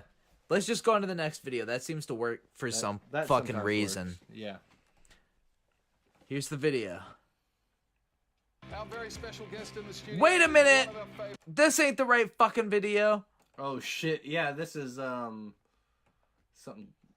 you guys shouldn't look at yet. Don't look at this yet. Don't look at this. What happened? Hold up. This is the video. Hi, I'm Chuck the Movie Guy, and welcome Chuck to the Movie Movie Reviews Guy. and Previews. We're at Man's Chinese Theater for the premiere of Kung Fu Panda out in The theaters premiere! everywhere. We're going to talk to the stars on the red carpet. I've been taking it easy on you, Panda. We're gonna get copyright struck down. Dude, we're gonna die. Yeah, let's go! Jack Black is Maybe Fuck, Jack Black's into it. He's like, yeah, let's go. Let's get copyright struck. Yeah, dude. I don't know. Maybe this video's too chaotic for it to get copyright stricken. That's true. The YouTube algorithm likes to be able to know what the fuck is going on. Be little insects or be monsters or Also, we sound fine right now. I honestly don't know it. Yeah, I don't know what's going on. We're sorry for the last like 20 minutes. That was some fucking shit. But we're here now. That's true. Okay. Was this named right? Prison where Tai Lung is being held, and my prison has over 2,500. They're interviewing the actors. Great. What the fuck is this bullshit? When I downloaded this video, it said Jack Black and CeeLo Green Kung Fu fighting live at the premiere. So they better fucking get to it. Yeah, I'm tired of Michael Clark Duncan, R.I.P. I don't even know who he played. I think he's the bad guy. That was awesome. Maybe it's. Get this job clearly on Oh your my awesomeness. god. I got my job. Yeah, just awesomeness. They. He's on his way to that live video. Yeah, he's He's wearing in the that same shitty outfit. shirt. Put Yeah. the awesome This, probe on. well, yeah, it's the same day. You got the job. Legend says you will be able to. He's on his way there to sing it. Dude, he's literally on the move. They better interview CeeLo. They're like, CeeLo, what was making the song like? And you better be like, what'll it take to break? I think the problem Did you is, have to do I the think would-she-be finger we on actually anybody have to today? lightning yet. round videos. Tempt me. Because the mic's working fine now. That's true. But when we stop the video, the crackling comes back. So we have to just not pause. It's better for the audience. Ladies and gentlemen, Oh Whoa, shit. shit! it's my honor to introduce my favorite singer Oh my in the god. world, In the world. CeeLo. I wonder if he meant that. There's no way. He's talked about how the greatest singer in the world is Dio, who's a heavy metal singer. Oh my lord. This is professionally shot Whoa, footage. Look at this shit. Oh my god. Holy this is shit. crazy. I didn't even see this shit coming, bro. It's like professionally edited to make it look as less shitty as possible.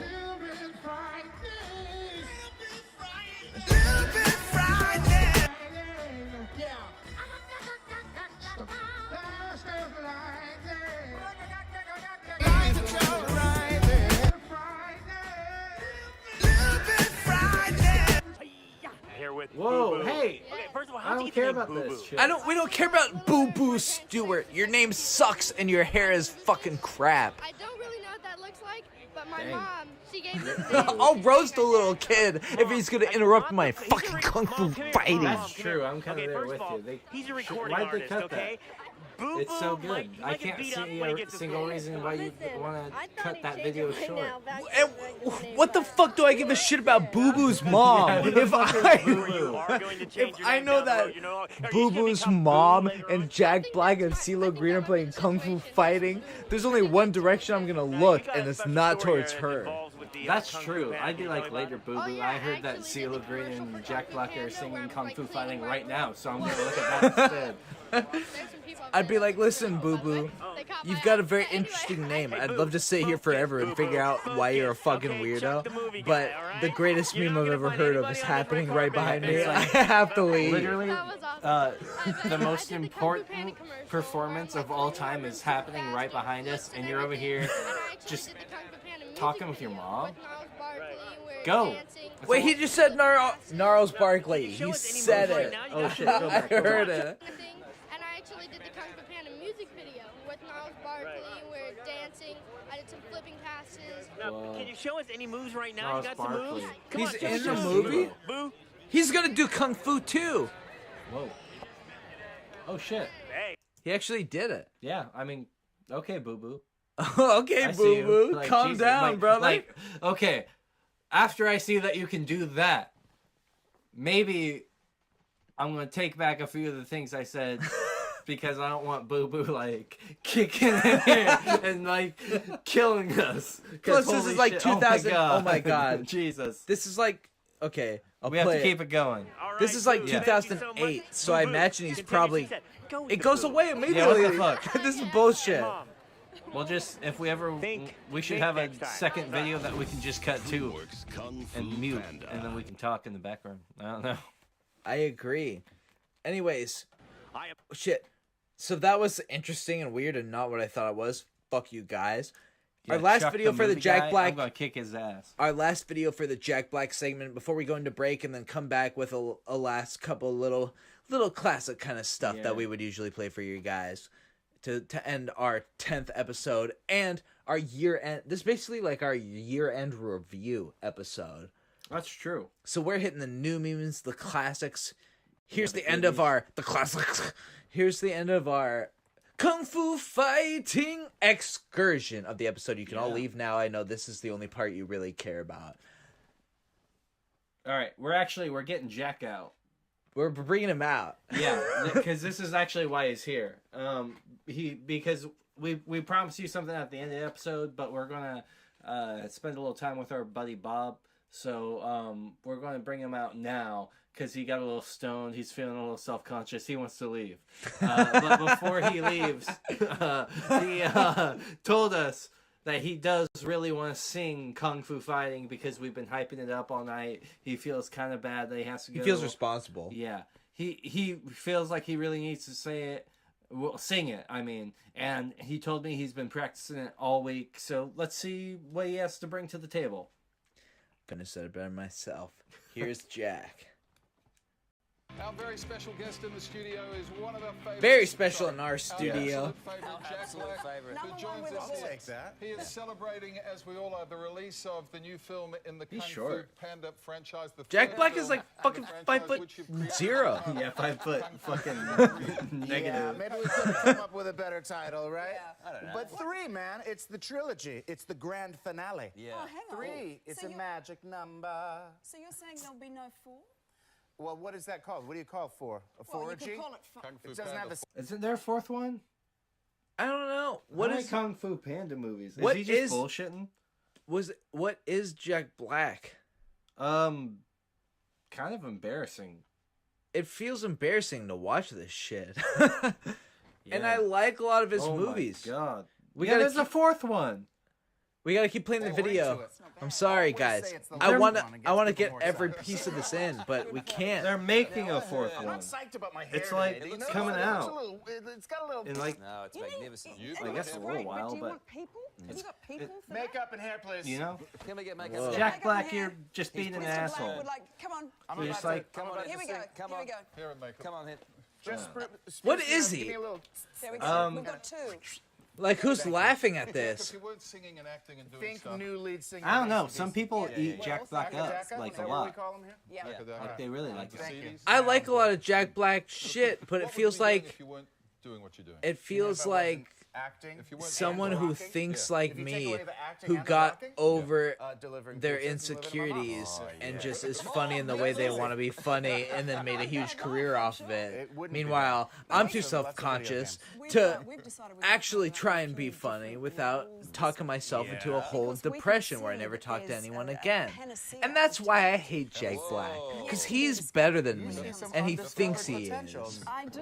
He I probably do. knows So he is. Steve is going to round up for weather Okay. very shortly. I'm feeling And pretty we're confident also about gonna I hope you guys enjoyed that. I tried to Oh, deliver really? the most Carl and I emotionally sing confusing off the top, speech so- you could have ever heard, and I might have succeeded. See how quick that was? No one saw that at home. Yeah. I Hey, wish listen, I you want didn't to do a see little that. bit of a performance? I'm dying to I do like this. him. It's fucked Oh, up. shit.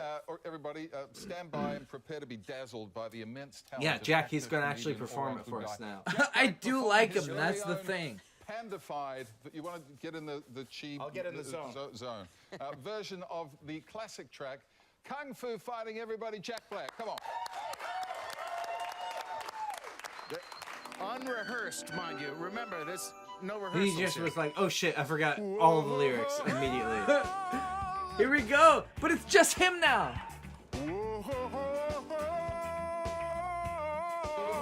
Oh yeah, Kung Fu Fighting. Wait, Fast as lightning. Don't you know it was a little bit frightening? Oh man, I messed it up already. It's like a diamond in the rough. Oh shit. A brilliant body. wait. You could be a work of art. Woo! If you go all the way, we're better than Zootopia. And Superman. Kung Fu fighting. Hold on. Waste your time with those other movies. He's just talking shit about other movie companies. Show no man. How much longer here? I don't have any more lyrics. Hey, Paul, get up here. Do a dance with me. We got 30 more seconds. They cut the music off. It's just some shitty news network. I feel so bad for him, honestly. Yeah. I feel bad They for were just him. like, yeah, you're singing Kung Fu Fighting today. And he's like, I am. Yeah, he's like, oh god. He's like, that's not rehearsed. And they're like, well, you're going to do it. It's like I'll try and still sing it cool anyways to entertain the crowd. And the whole time he's like, I'm still doing my shtick, but in the back of his head he's like, oh fuck, this sucks. He tried his hardest, man. He's not mean. I think here's what I'll say it is. I'll say, like, some comedians will go on shows like this and Yeah. they'll start trolling hard, right? And like being assholes, kind of.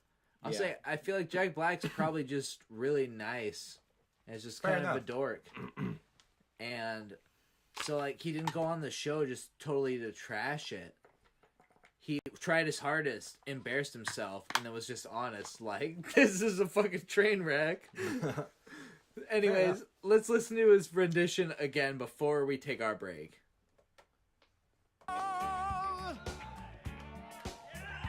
And it's like 10 guys in suits with like white nationalist haircuts.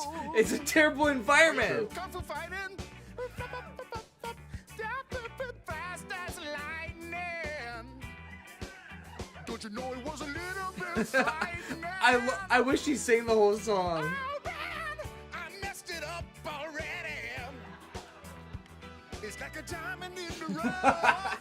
A brilliant ball of clay. See, this is another reason I give him a pass, because his mind also like forgot most of it, but did register "Diamond in the Rough." Oh man, I messed it up already. It's like a diamond in the rough. You're a diamond in the rough. Ball of clay. It'll be a work of art if you go all the way. That's beautiful. Better than Zootopia. And Superman versus Batman. That movie sucks. Kung Fu Panda 3 is better. Kung Fu Panda 3 is better. He's making a good point. Zootopia sucks too. No man. How much longer here? I don't have any more lyrics. Hey, Paul, get up here. Do a dance with me. We got 30 more seconds. Give me a high kick now. That's the end of that. It's like was it good? they literally didn't. It seems from that they literally didn't tell him anything. They're like, yeah, just get Jack Black to be on here and sing Kung Fu Fighting. And he's like, wait, what am I doing? So I do kind of feel bad for him. Let me try this. Watch this. While I give my final thoughts before we go on to our break, I'm going to turn this way down so we can talk and give our final thoughts. Even though they aren't our final thoughts, we're about to go on break. What do you think about Jack Black on the Today Show? I'll pull more videos from this. This was from a day called the Jack Black Takeover, where they had him do the weather. They had him do news stories. Jesus. So we'll pull that for the next episode, the first episode of 2023. We'll pull some clips of that just to keep you fucking tuned. But yeah, what do you think about all of that just happened? I think everybody was Kung Fu fighting. At the end of the day, after watching all of that, the only conclusion I can come to after such a roller coaster is that everybody is honestly, after all of that, wait, no. It's a crack attack. I need a hit of crack. Yeah, that's what I meant. All I do during these episodes is smoking crack and getting high. And we fucking swear it on my mother's grave. Because at the end of the day, I wouldn't want you to see a nice kid like you fall into a wrong crowd. Because everybody is having to take a piss. Yeah, dude, for real. Having to take a break. Hopefully the mic will be fixed by then. You guys may or may not, probably not, but you might see us for a break show. Oh yeah, sometimes that happens. We'll see. We'll see. A break show might happen depending on how fast we can do all this shit. We sound like ass. We appreciate you being with us thus far because a lot of you are about to leave. But we will be back with more great episodes, the likes of which you've never seen. So stay tuned, for the prophecy shall be fulfilled, and the earth shall plunge from the depths of hell into the brightest of days. This is Bungus, Mr. Toadsman.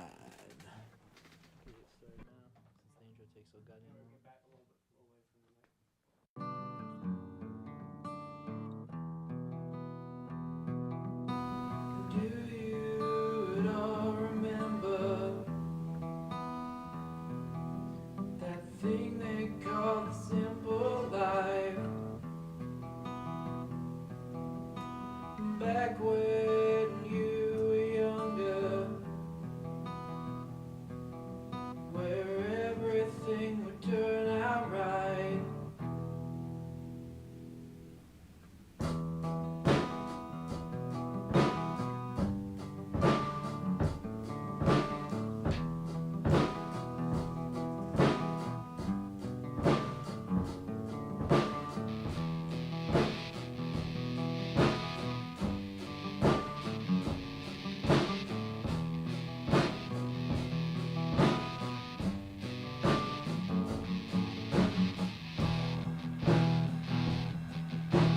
Take back all your loving. You know you don't need it here. All I've got is breathing darkness. All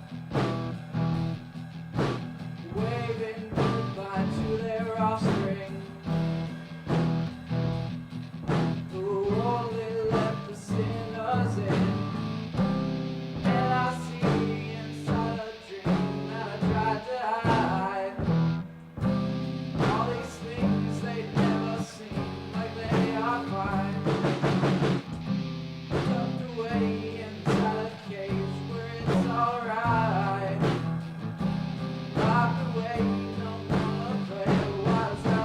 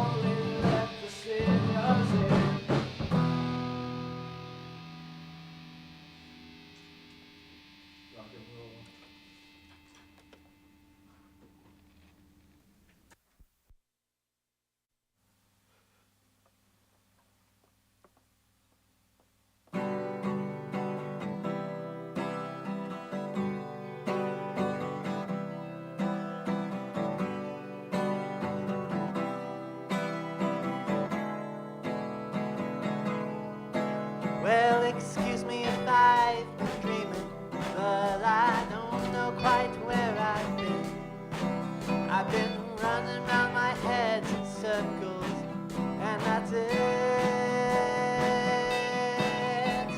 Everyone's asking me questions, but I really don't give a damn. They always tell me something, and I wonder who I am.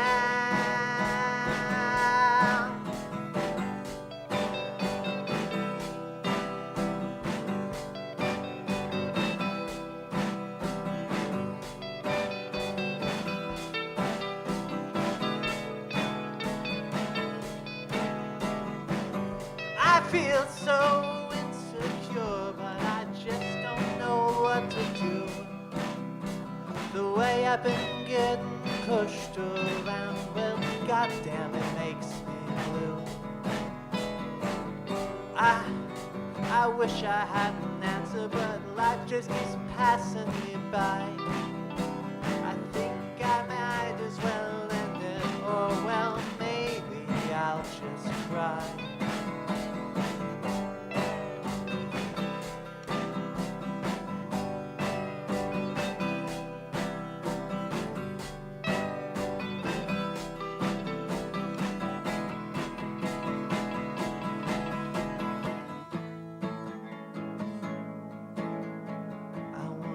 Call the highway my home. I wanna call the highway my home.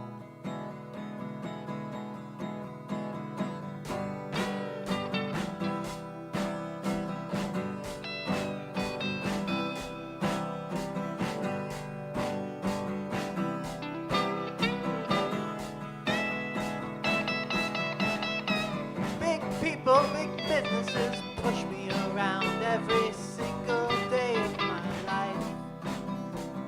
Always stabbing me in the back and causing me strife.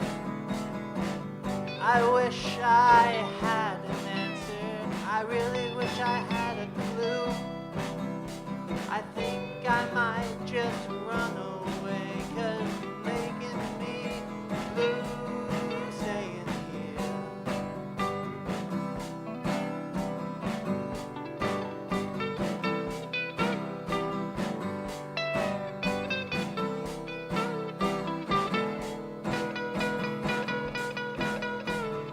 Wanna call the highway my home. I wanna call the highway my home.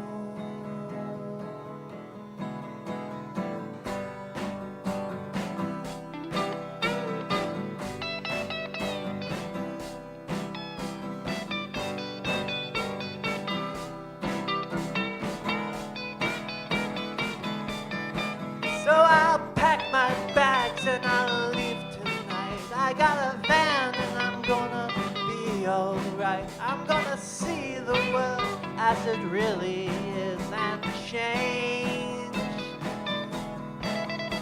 The world we're living in has fallen apart, and I can't seem to call it art. It's really just such a tragedy, you see. I don't want it to be.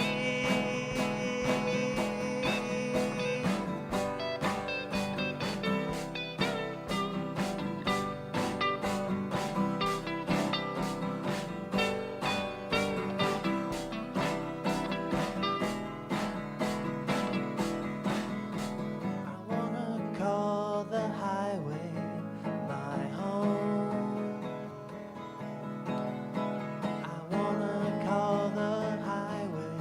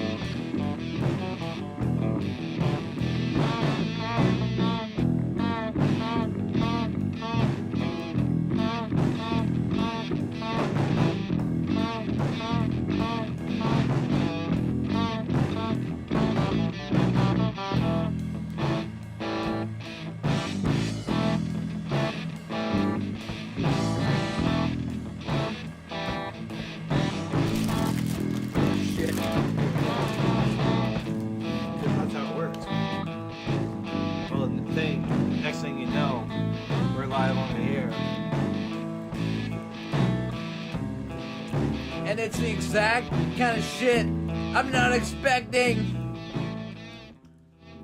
That's right, motherfuckers. Welcome back to a brand new motherfucking edition of The Break Show. We're breaking it up out here. That's the thing about The Break Show. You never know when that shit's gonna happen, motherfucker. Exactly. Because the biggest thing about the break show is take the break! And no, that's not our microphone sounding like shit. That's us eating chips on we're the out air. here crunching. Don't eat fucking shit. The bag sounds, it makes the noises. The chips make the noise. Fuck you. We're big crunching. Are those barbecue chips, Jonathan? Yeah. Would you mind if I had a couple of them bitches? Hold your hand out. Thank you, sir. I'd offer you some of my spicy Doritos, but there was a lot less than I expected. Thank you, sir. Cheers. The Black Box. You know, The Black Box is a great song by the band Bungus off the album Mr. Toadman. Real inventive, real original, something new, something different, something that you can let your mind wander to. Mr. Toadsman is a real...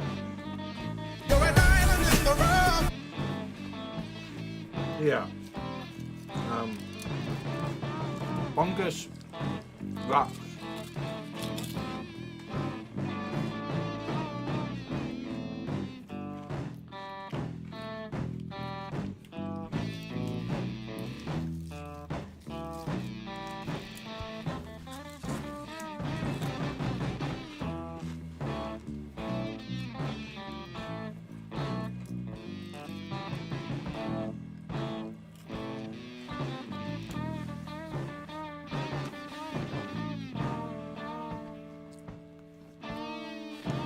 You guys tell me you guys don't like Black Box and The Break Show.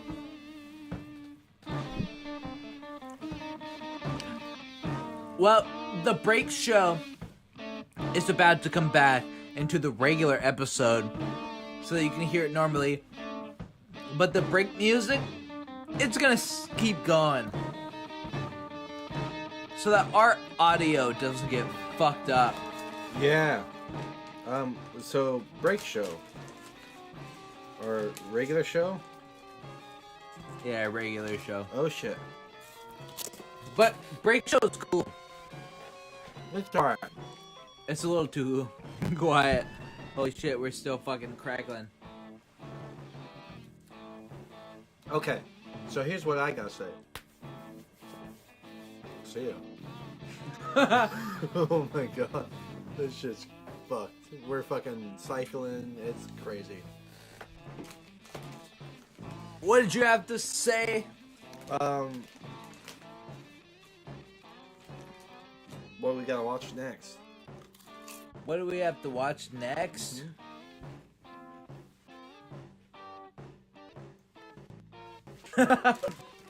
No. I'm kicking the soundboard off. Soundboard. I put it in the soundboard. You can click. That's apparently what it's to break. God. Apparently that's for us to break because we're. Oh my god! It's a fucking travesty out here. Holy shit, that was crazy. Oh my god. You I'm guys, dying. of course, Oh my God, episode guys. 10. We Well- had the crazy technical difficulties ever. Dude, it wouldn't be the fucking messed up podcast if it wasn't fucking. Oh my god, that's it. I'm kicking the soundboard off.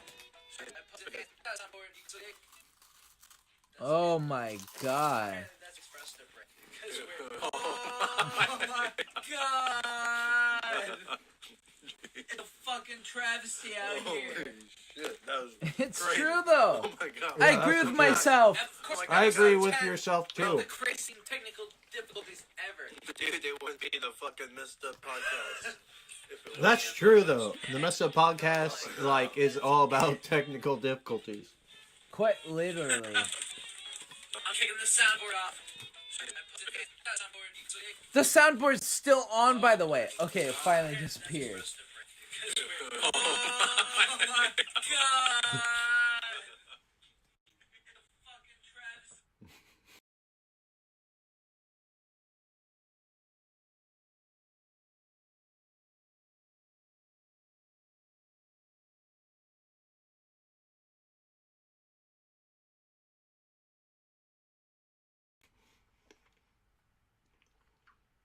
Damn.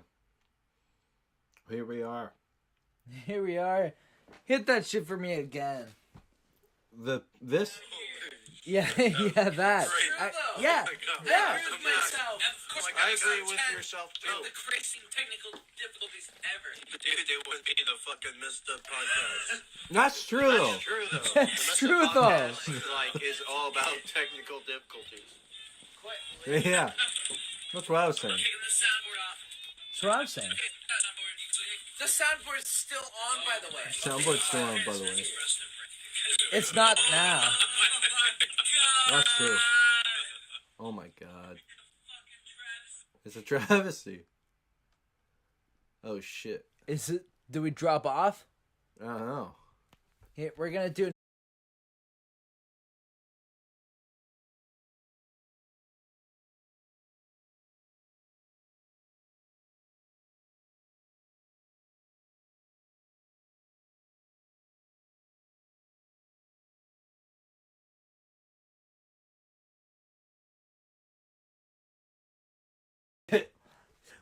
Well, take it the shit.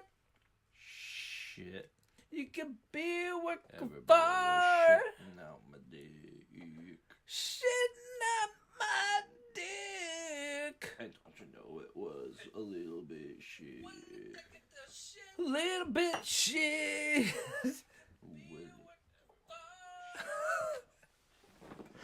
Shit, did the stream start up? It did. I did it on purpose, but I didn't realize it was going to start up and get on your phone. Me either, honestly. Here we go. Shit.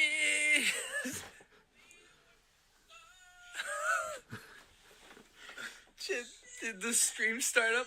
It did. I did it on purpose, but I didn't realize it was going to start up and get on your phone. Me either, honestly. Here we go. Shit. We missed the whole kung fu. What was it? The slippery shit. Give it to me dude, again. everybody was shitting out the dick. Shitting out my dick. It was making everybody sick. Everybody sick. We missed the whole. Don't you know it was a little bit slick? Little bit slick. Everybody was slipping in the shit. Slipping in the shitting. Everybody's sick. Don't you know it was a little bit slick? Little bit slick. Everybody was slipping in the shit. Slipping in the shitting. Slipping in the shit. Everybody's sick.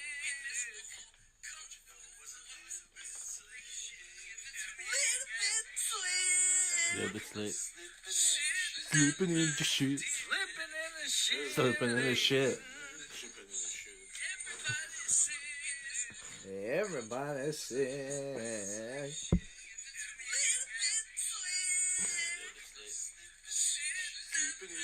Shitting out my dick.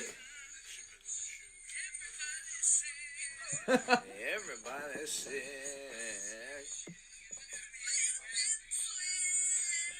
Little bit slick. Shitting out my dick.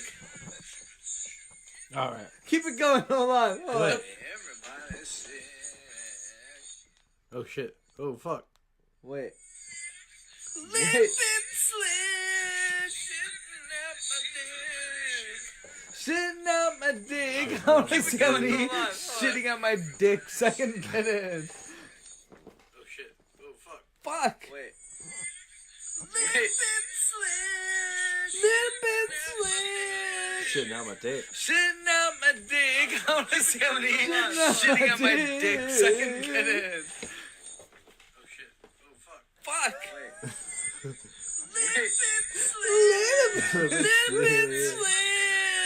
Shitting out my dick. Shitting out my dick. I want to see how many shitting out my dick. Shitting out my dick.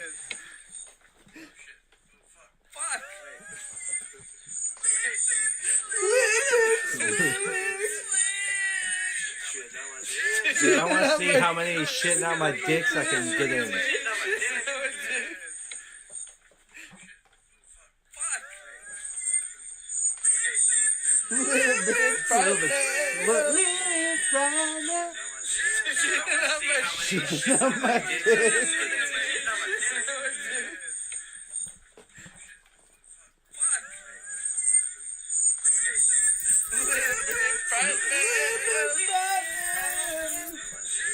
Shitting out my dick. Shitting out my dick.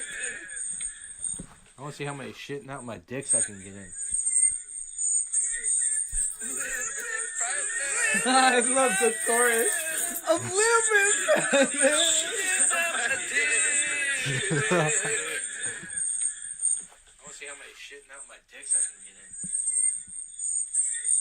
The shitting out my dick part is a little bit lacking. Shitting on my dick. Me too. Dang. The shitting out my dick part is a little bit lacking. Yeah, dude, it sucks. I agree. It is. Yeah, shitting out my dick. Dude, I was just saying the same thing. Me too. That's true. That's true. I agree. I agree with that. Yeah. Yep. Seriously. Yeah, that's what I was saying. Me too. I was just saying the same thing. Whoa. Me too. Dude, no shit. That's true. That is, yeah, That is that's what I was saying. Yep. Shitting out my dick. Shitting on my Seriously. dick. Shitting on my dick. I was just saying the same thing. Whoa. Me too. No Wait, shit. you I were? just said the same thing myself. That is, That is that's what I was true. This is fuck. I thought I did. Shitting out my dick. Shit out your Shitting out my dick? dick. That's what I was saying. This guy Shitting shitting out on my his dick. dick. Whoa. Me too. Wait, you're shitting out of No your shit. dick too? Wow. I thought I did. Wait, me too. Shitting out my dick. Shitting out of my dick. Shitting out your dick. You're shitting out of your dick too? Oh Whoa. my You're god. doing that too? That's unbelievable. Wait, Shitting out my dick. shitting out your Shitting out dick? of my dick. Shitting out your deck?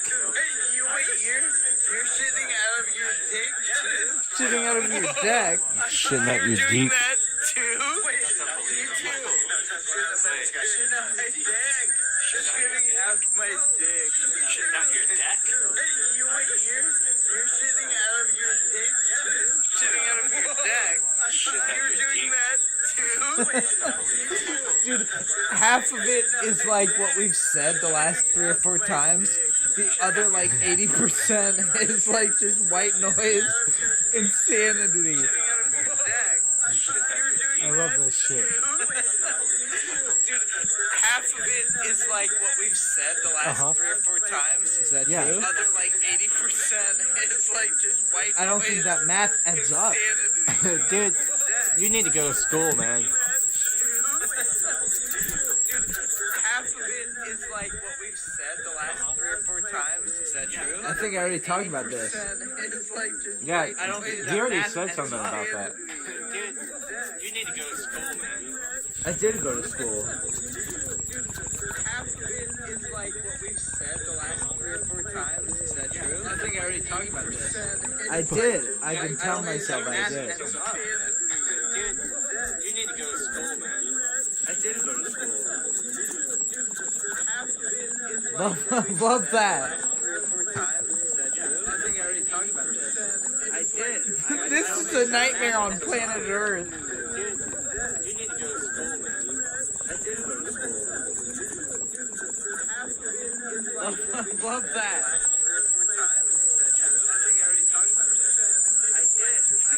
I talked about that at least 10 times by this point.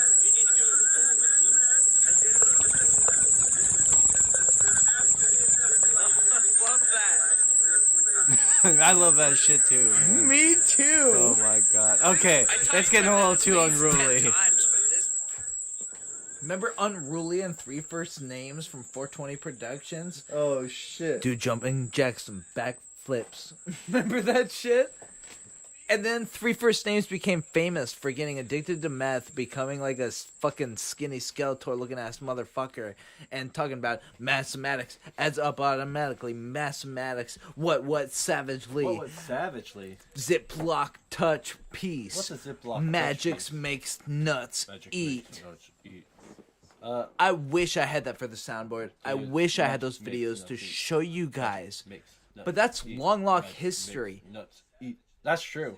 You guys don't understand. Long gone. But that's old. Years, Old shit. years before the Messed Up podcast was even in existence as an idea, we were diving deep into the realms of internet insanity, and sometimes we happen to come across shit of our own and find our own rabbit holes, and we did with a guy called Three First Names, shitty YouTube rapper, early 2000s. We laughed about him on an old podcast, which doesn't exist anymore. Don't ask me about it. It doesn't exist anymore. You can't find that anymore. And then years later, I saw that episode, and I was like, I wonder what happened to that guy. And this is years ago also. I find his YouTube channel. It's 1,001 videos uploaded of him freestyling in a dark, dimly lit room with hats that are nailed onto the wall, like Chicago Bears, like snapbacks of fucking football teams. And he doesn't look like the same guy. He's got a beard. He's skinny as the day is long. He's got the skeletal facial features. And every video is just him with a hat and a hood on, sitting in a room, and his eyes are sunken in like crazy. I go, oh my god, what the fuck happened to Three First Names and Unruly, whose first song was like Green Fire, 420 degrees. Green Fire. Yeah. That's some good shit, That's man. the good shit. Take me back. And then I found him later, and then I sent it to Sean, and the main video I saw of his, because all of them were like insane meth ramblings, and this one I saw was him going mathematics, and the beat already sounded like fucking drunk evil robots on acid. Like it was like boop boop boop boop boop boop boop boop boop boop, and I was like, this is fucked up. And he starts rocking back and forth, and he goes, mathematics adds up automatically. Mathematics what savagely. Ziploc touch piece. Magics makes nuts eat.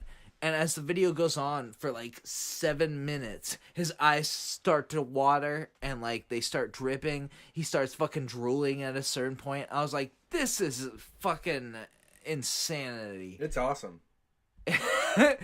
It's the most awesomely disturbed It adds thing. up automatically. So I commented once.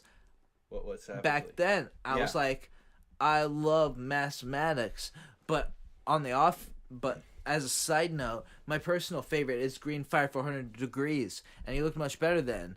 It seems like you might be doing meth. Three First Names. Are you okay? And he replied to my comment instantaneously. And his reply was, no meth for me! Exclamation point. Thank you for the comment! Exclamation point. So he's fucked up on meth. Yeah, in these his homies on meth. in his fucked up room with the shit nailed to the wall, and he's scared. In my mind, I'm like, he probably thinks I'm a government agent. The fact that Probably. I said that, he's probably like, this guy knows me somehow, knows I'm doing meth, even though I'm lying to everyone about it, and then got into a paranoid meth delusion. Yeah, you probably fucking gave him a fucking mental crisis. Hopefully it was a mental crisis enough to get put into a fucking treatment center, because it's too far by that point. You've gone too far. You got to do something about it.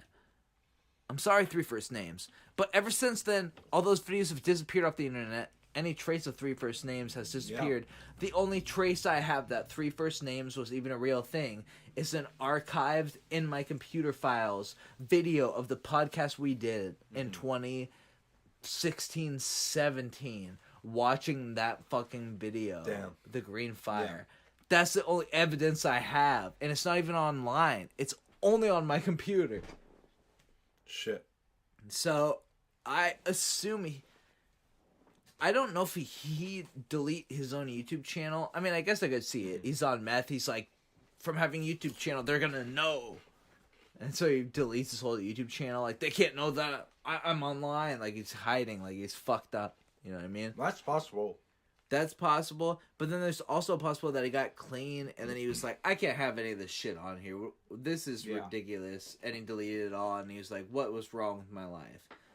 And then there's another option that he died, and somebody went into his shit, family members, and they found his YouTube channels, and they were like, oh, look at Eugene looking like this. Let's get rid of all this. It's got 38 views anyways.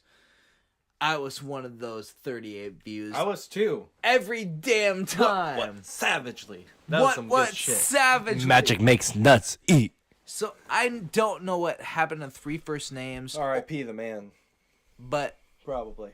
I wish him luck in hell. I'm joking. Anyways, here's Bob Larson on Bill Maher. Bet you didn't expect that. Yeah.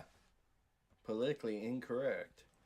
August 7th. Friday. Patricia Hearst is right over here. Oh shit. Come on out, Patricia.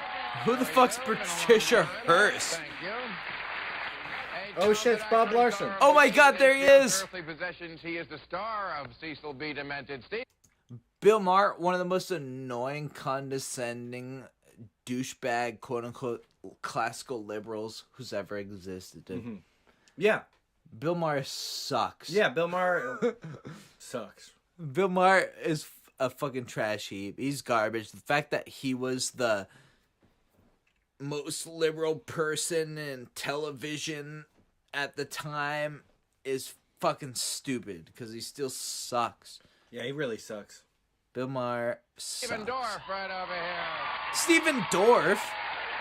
Hey, how are you? Good to see you. Nice to see you. And his films include Crybaby, Pink Flamingo, Serial Mom. His Pecker is now available on video. Okay. Whatever. You did a movie called Pecker. I did. They think I'm making a cheap joke. And he is the You director are. of this Cecil B. Demented. It's Torments Theater starting Friday. John Waters, ladies and gentlemen. Oh shit, John Waters. Wait a minute. What the Wait fuck? a minute. Oh my god. So we got Bob Larson in one corner and John Waters in the other. Oh my god. Dude, this my is the God. Dragon Ball Z style showdown I Holy never knew shit. it existed. Yeah. I didn't realize that we were going to be watching history in the fucking making tonight. I can't believe we're about to watch Bob Larson versus John fucking Waters. That's cursed. That's so cursed because John Waters rules. Yeah. And Bob Larson sucks. Yeah, dude, Bob Larson literally drools. Damn. Like, I'm talking like fucking drools like fucking Three First Names. Like, Oh my fucking God. all over the place, like magic I'm makes nuts saying that eat, he. magic I'm makes saying nuts eat. Bob Larson drools like Three First Names, saying magic makes nuts eat. Magic. Roasting this eat, poor guy. magic makes nuts eat. I've got more. Trust me, Jonathan. Here's Yeah, the yeah. thing. In my saved videos, I have an old video from a random rapper guy that I came across on YouTube Shorts with like 20 views, Yeah. and the song sucked. And I found videos of him talking to the camera that killed me. Like the one that I will always remember, just in case I can't find it, is he goes, "A wise man once told me that there's only two things in life: getting money and spending money. I'm rich. I don't know about all y'all other N-words, but I ain't gotta worry about rent." And I remember seeing that video, and it had 2 views, and it was an African-American guy with grills on some couch. Young dude, looked like he was early 20s, and definitely, like, fucked up off something. Yeah. And then I heard his rap, and it's like, "Fuck around in the field, get killed if you want to." And he's, like, running out of breath. It's hilarious. And I was like, this is awesome. We're watching this on the podcast. Oh yeah. So I'm going to get that. Also, today, I subscribed to a terrible rap song I heard in YouTube Shorts called "The Song by Me is Fire Though," with literally 2 views. And the channel had nothing else uploaded, so I subscribed right then and there. Thank God. So we're gonna have some good shit rap for the Please. future, which is just something I love. Anyways, let's listen to Bob Larson talk to Yeah, Bill Maher Bob and Larson John Waters. try What the and fuck? fucking exercise John Waters. Hopefully he makes Bob Larson eat a human piece of shit. John Waters. All right. So let's talk about this Lieberman thing. Do we have any Jews on the panel? Any Jews? Any Jew at all? Half Jewish. Oh, you're half Jew. My father. Just like the ticket. Okay. What kind of question is that? Do we have any Jews on the panel? What does he mean by that? Is there some context lost on me? Bill Maher, he's Jewish, right? I feel like he's Jewish. Well, he was raising his hand, so that led me to believe it, but I'm not positive. I'm pretty sure Bill Maher is Jewish. So he's like, do we have any Jewish people on the panel? I just don't get it. Maybe it's a joke only Jewish people understand. Maybe. Play that shit. And I'm a half Jew. Oh, nice. So there together you we go. have one Jew on the panel. I got a little Jewish in me, too. You have a little Jewish? Yeah, about a quarter. Quarter? I mean, if we put it all together here, we could have a whole Jew. You're missing a quarter, dude. Well, wait, hold on. I'm having a problem here. So Bill Maher is like, anyone half Jewish? Oh, I'm half Jewish. Bob Larson's like, oh, I got a little bit. Put it together, we can have a whole Jew. Everyone laughs at Bill Maher's jokes, but when Bob Larson says that, everyone goes, oh. Why? Because he's the Christian and Bill Maher's an atheist? Look, I'm, for the most part, an atheist too, but I don't automatically agree with Bill Maher. Bob Larson's putting himself into the same position as the TV host bullshit thing, making crude jokes about supposedly liberal topics. He's doing exactly what you're doing, but because it's framed a certain way on TV, that makes Bob Larson the bad guy. Well, I'm sorry. I thought propaganda, framing someone as an enemy, was completely antithetical to all liberal philosophies, but that's just me. Yeah. But it was the 90s and Democrats suck. That's true. Bill Clinton did play saxophone on Arsenio Hall. I think that's why he was great to run our country. Yeah. Legend.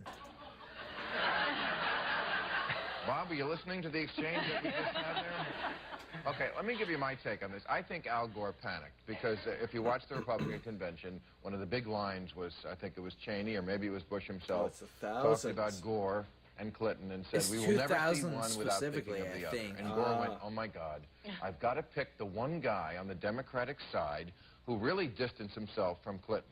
And that, to me, is taking the Monica Bates. God, look at Bob Larson's hair. I think people lie it's in rough. polls. I think people lie when they say that Monica Lewinsky is a big deal. I think when they get into the voting booth, they don't care about Monica Lewinsky, and they wouldn't on voting day.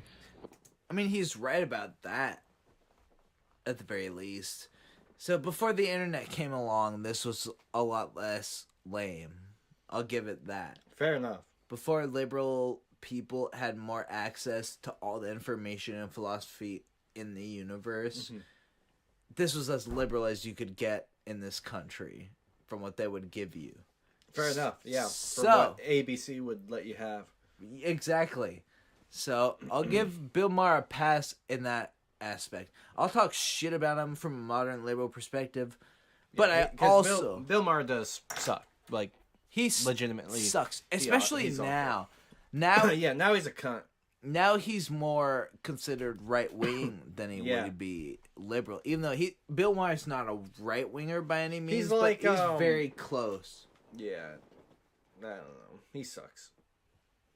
Like Joe Rogan, Dave Chappelle type, who were once actually calling attention to some crazy shit that more out there left wing thinkers would think about. But as time, once those people started evolving further into understanding and learning about more shit, just ended up not evolving with them and staying at this point in time, which is forever turning more left, making them more right wing, and then rejecting the new liberal people, and now they have a clash of fucking interests, and it's a whole thing that's happened since the dawn of history.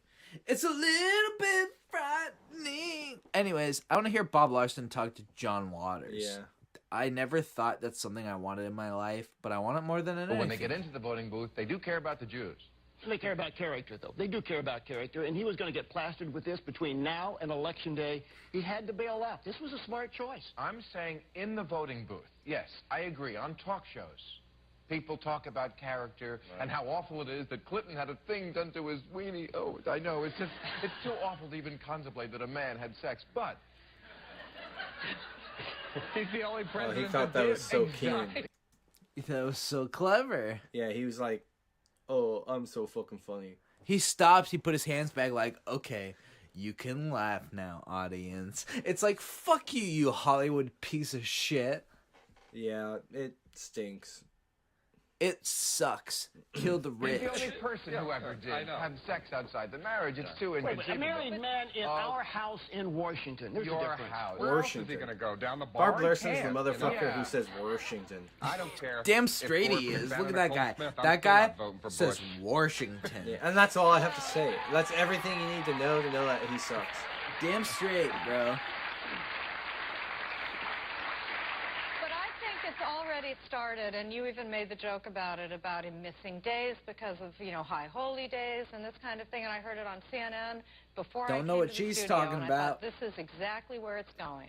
And it's going to be down to the wire on, oh, my God, he's Jewish. And it's But going to he's be not as big as... just Jewish. He's like what in Annie Hall they called a real Jew. Remember Well. Granny Hall? That's a real Jew. I mean, even Jews. He looks a little alien, with the yarmulke, and I mean, Orthodoxes. Only 10% of Jews are Orthodox. He's So why Orthodox. does that mean He's anything? Orthodox. Why can't he just be who Yeah. he is? Why can't he just be who he is and stand for what he stands for and leave it at that? Well, he is. One time, bro, I can't believe I'm about to say this, but this is the one time in my entire fucking life I've ever disagreed with a panel of liberals in favor of a position said by Bob Larson No, of all I know what you- people. I'm waiting for him to say something stupid. Because so far, I don't know why Bob's... What the fuck? Why is he even there? Yeah. If they're not bringing him in there to roast him, and they're bringing him on as a random panelist, they somehow lucked out by choosing the one issue that he would have a more reasonable position on. I don't get it. I don't get it either. He's like, well, I get it. They're like, everyone, what they care about is Jews. Oh, they care about this guy too, because he's more Hasidic Jew. Like, only 10% are Amish, basically. But this guy looks Amish, and I'm Jewish. Bob Larson's like, why can't he just think and believe and dress however he wants? And that's coming from Bob Larson, who usually doesn't say that. He doesn't. Don't get me wrong. I will say this, so we don't give him too much credit. Yeah. The only reason he's saying that is because he's Jewish, which is an Abrahamic religion, and still religious, which believes in a semi-Judeo-Christian God, so to speak. So that's the only reason he's saying that. Like, he should have his religious freedom, which this is the kind of guy who, when gay people want to get married, goes, that's against my religious freedom, not being able to deny them their rights. It's the same kind of guy. And that thought process is what brings him to defend that. So, but at the end of the day, yes, that guy should be allowed to express his beliefs and believe whatever he wants and dress however he wants and express himself however he wants. Where I would go with that is to say whether he's Orthodox Jew or whether he's a satanic metalhead who wants to grow his hair long and wear pentagrams. Bob Larson would vehemently disagree with one. That's true. But he does agree very hardcore with the other, and both of them are correct, even if he's half wrong. Yeah. So Broken this clock is right sometimes. Yeah, a broken clock sometimes is correct. And that's really the case here. So it's completely nuanced and situational. Yeah, dude, it's a new sensation. It's everybody talking about a kung fu fight. That's true. The mic also seems to have fixed his stuff in the meantime, which is wonderful. Sorry It's for the popping off. whole first part of this episode. Sorry for We're talking about well, the first half was all right. Getting into like Yeah. the second quarter was when it got crazy. The deep heart of kung fu fighting is where we really lost our footing. That's true. Action to that. But we're back. We're back. All right. I mean, he's got a reputation for being honest and, hardworking and the personality Jewish. of a dial tone and Jewish. He's got a big reputation for that. But he's a good, decent man, too. He's a very moral sure, man. many of the Jews are, Bob. No. Why is Bob being like the straight man here? I know. And why is what the fuck? Who is this guy again? Bill Maher. Bill Maher. Fuck you, thank Bill Maher. Why is Bill Maher? Okay, all right. I know that we were like Bill Maher sucks, right? And we covered that. But when this video started, I didn't think Bill Maher was gonna like really suck. Like I was expecting him to like get by. Yeah. But so far, Bill Maher is like the one who should be getting the shit kicked out of him in this panel because all he's doing is being like an anti-Semite. Literally, he's. Well, they keep bringing up the Jew thing, and the other people will agree. He's the one bringing it up, and the other people on the show. He's bringing it up like it's a bad thing. And he's also half Jewish, so it doesn't make the fucked up sense. part. No, it's all around confused and offensive in some degree. Yeah. And he'd be like, even if Amar was like, I don't get it. Everyone cared that he was Jewish around the time. Because he's Jewish, so I shouldn't apologize. You could at least say, like, everyone cared that the guy was Jewish at the time. But, so I had to talk about it like that. And I thought like that. But obviously nowadays we know that that's wrong. And I guess I don't stand by that clip anymore, even though it is a part of my mainstream exposure and career with network television, which is hard for me to separate myself from, considering it's a body of work that reached a large percentage of the population that I'm very thankful for. No, he wouldn't say something like that. He'd be like, it was Jewish, who cares? Yeah. And it's You like would. it's Let's like cancel Bill Maher. He's been canceled a few times. We could cancel him for real with like a shotgun. A shotgun pull on Facebook. You can go Yeah, that's what sign we up mean. right now. Anyways, let's I feel like Bob Larson's got to jump the shark eventually. This man has been right up front publicly on the coarseness of the culture battle with Bill Bennett and some others, and that's what Al Gore needed, was somebody who would be the Tipper Gore that Tipper isn't willing to be anymore. No, this is a very racist country, and this is going to be an enormous problem, and we're going to see just how huge it is when people start panicking that there's someone who's Jewish or very Jewish in the White House. I agree with that, yeah. That'd be sad. That would be sad. When making his decision, he's definitely veering away from Monica and Bill and, I wish I knew what they were talking about, but that part, they all seem to catch on board. They were like, well, you keep mentioning that he's Jewish, but because he's Jewish, the country's very racist, probably won't get that far. John Waters is like, I agree. Bob Larson's like, that's what I've been saying. So it sounds like it's kind of narrowing it down here, where it sounds like Bill Maher is the one who sucks. He really is. It's going to like, let's keep it going, because I feel like he can't keep talking like it without it catching up to him at some point. I just found that out about a half an hour ago, but I mean, it is quite a. And they say actors are uninformed. No, you wouldn't necessarily, think that he would make that decision. I don't know. Well, as I say, I think he panicked. I think he's paranoid. I think he thinks that people care more about Monica Lewinsky than they do. I really don't think people really do, but I do think when you get into the voting booth, they're going to go, Joseph Lieberman. I agree with that, yeah. He's got his wife is named Hadissa. Hadassah. So anti-Semitism Now, he's gotta introduce that. has been a big thing in this that sounds country Jewish. apparently for Yeah. a long time. Why these kids should be worried about the Oh, Monica yeah. thing when I At thought that least was 22 over. years. At the very least. We're talking about. I know. This came out in 2000. Well, yeah, but this came out in 2000. So if you want proof right now, at least since 2000, 22 years ago. Still thinking about Yeah. it? It's even longer than that, bro. Because I'm not. I went to school with Monica, too.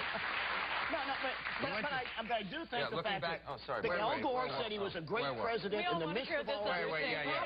And now we want to hear about you and Monica. Well, no, basically, I had a weird schooling because I had started making movies and stuff, but I did go to a school called Bel Air Prep, and I realized somebody had gotten an old yearbook, and it was her picture 2 years ahead of me. She went to school with me. Yeah, I never really met her. I don't even know what they're talking about. He went to school with Monica Lewinsky. A lot of Who gives a Americans cares about fuck? it. That's my point. A lot of people have gone on, but many people have said, Puffin Cox. I know Stephen Dorff was like a famous actor or whatever for a period of time. Fuck him. He sucks. But in the voting booth, They have to pretend they care, because otherwise they get the elbow. He's an awful man. He had a thing done to his thing. That's so funny. Damn, dude. Bill Maher looks like a turtle. Violent, but why it's violent? Because somebody gets in the way of his next shot and they must die. Right. Yeah, so it's cinematically correct violence. Yeah, of course. Yeah. Well, coincidentally, Senator Lieberman was here recently and giving out the Silver Sewer Award, I think he calls it, because he's very much against violence and sex in movies and everything else that we love to see in movies. Which I think is silly, and most people in Hollywood do. You probably would disagree with this. I would disagree. Exactly. I think the movie deserves the award. But nobody would see any movie, even the stupidest person, and think, did they really get hurt? Right. No and one this believes is, that. This is why it is so stupid. And I'm sorry, Senator Lieberman, but that's a dumb thing. The silver, whatever. But it's not stupid. It is It's children who do not know the difference between fantasy and reality.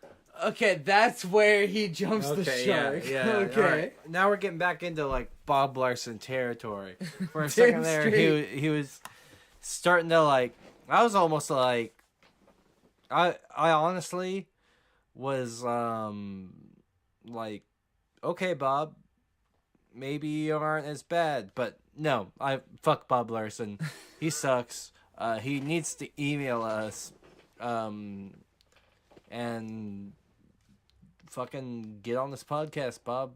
We want to talk to you. Seriously, because that is when he jumps the shark. They're like, they were talking about something. It's something topical at this time, which is hard. That's one of the reasons why it's hard to watch something like this if you don't know all the lore behind what was going on politically. Yeah. 22, almost 23 years ago. Long time ago. Like, so topically. So, in as much nuance as we can gather, it seemed like he was doing fine. But then they get to the point, Bill Maher's like, John Waters' like, nobody watches the movie, and it's like, oh, did that really happen? He's like, no one's that fucking dumb. It's the fantasy versus reality. When you watch a movie or play a video game, do you know it's real or not? Which, if you don't have schizophrenia, generally, yes. You do know the difference. But then they're like, what about that? And Bob Larson goes, what about the young child who can't tell the difference? If a young child can't tell the difference between fantasy and reality, I'm sorry. That's either a problem with the parents, or if the parents are no longer around, that's a problem with the government for not taking care of a human being who's incapable of taking care of themselves. So, like I said in a past episode, you may have not been Hitler, but that doesn't mean you weren't still an SS soldier. Don't let the children But watch it. adults do. Okay? That's why it's rated R. And adults are helping to create the climate of the culture that is causing people to be killed. Children don't go to see his movies. No, and if they do, that they're already something's the matter with them before they came. And, Sorry what that says about adults. I know there's zero tolerance. You know what I have zero tolerance for? Zero tolerance. Me too. Yeah. Show this clip. There's an example. Wait, let me just say one thing first. There's an example. Okay, we're showing this clip. We're showing it. There's a guy sawing off a statue of a kid's hand because there was this statue in Santa Fe it was a summertime statue they put up of a girl, a sister with the garden hose, and her brother has a squirt gun. Okay, there's a drought there now, so there's not water coming out of it, so it kind of looks like a real gun. The gun had to go because kids would look at that statue and start having sex in monster trucks, Bob. I think... Okay, well, obviously that's a straw man. Yeah. Somebody taking a gun out of a kid's hand because it looks like a kid about to shoot a girl with a gun and they don't want to promote gun violence isn't going to automatically mean a kid who shoots a girl with a gun in his class is the kind of same redneck who drives a monster truck. And it's like, what are you talking about, bro? It has nothing to do with what they were even talking about. Nothing. It's like, it's a straw man where they consider people, where he says people who are upset with this, which I think it's debatable whether or not you should get upset with and remove that. I can see a reasonable argument for why, and I can see a real reasonable argument for why it doesn't fucking matter at all. That's why we have democracy, supposedly. Supposedly. Supposedly, that's why we have democracy. I had an original point before I got to that, but let's watch this shit. And I think the real reason is the public hates art. That's why they were attacking it. They hate public art because they think they paid for it. And they're against art, period. So they take a hacksaw to it, whatever. It's still but fun. they don't, John, but they don't do it to everyone. They did it to that because it was a gun. Right. Yeah. And a kid can't be shown with a gun because, you know, kids are using real guns. To kill real people. Yeah, and kids Why don't worry about that? Oh my god, this is where the liberal mindset / conservative, it's all the same shit. I was going to say this is where the liberal mindset meets the Bob Larson conservative mindset.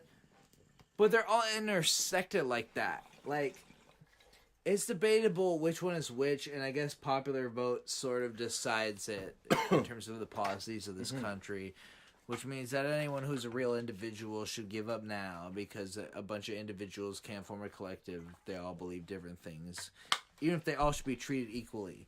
But in order to decide what happens here and what happens there, you have to give enough votes, which leads to propaganda, which leads to sides, which leads to the exact same system we have now. So it's it's a depressing fact of life, but you can make the best out of it, being creative with your own existence. And I keep being about to get into a point about this Bob Larson video, and then losing it. So we're gonna go right back to it. It's happening every time we turn around. Some kids walk into a school and blowing somebody away. Why worry about it? And that's going to, you think that's going to affect it? The kids... No, I don't think that's going to, but I think it's part of the climate of the culture that people are genuinely paranoid. People are worried. People are fearful. Bob Larson, again, has a more nuanced position than Bill Maher. Bill Maher's like, they just took the gun. Like, why did they take the gun? And then Bob Larson's like, well, they took the gun because what if a kid goes and does that? And he's like, well, is the kid going to do that? And he's like, no, but they're paranoid. It's like, he's got more details here. Yeah, I don't know what's coming. I did not expect Bob to be taking a W for the night, but Jesus.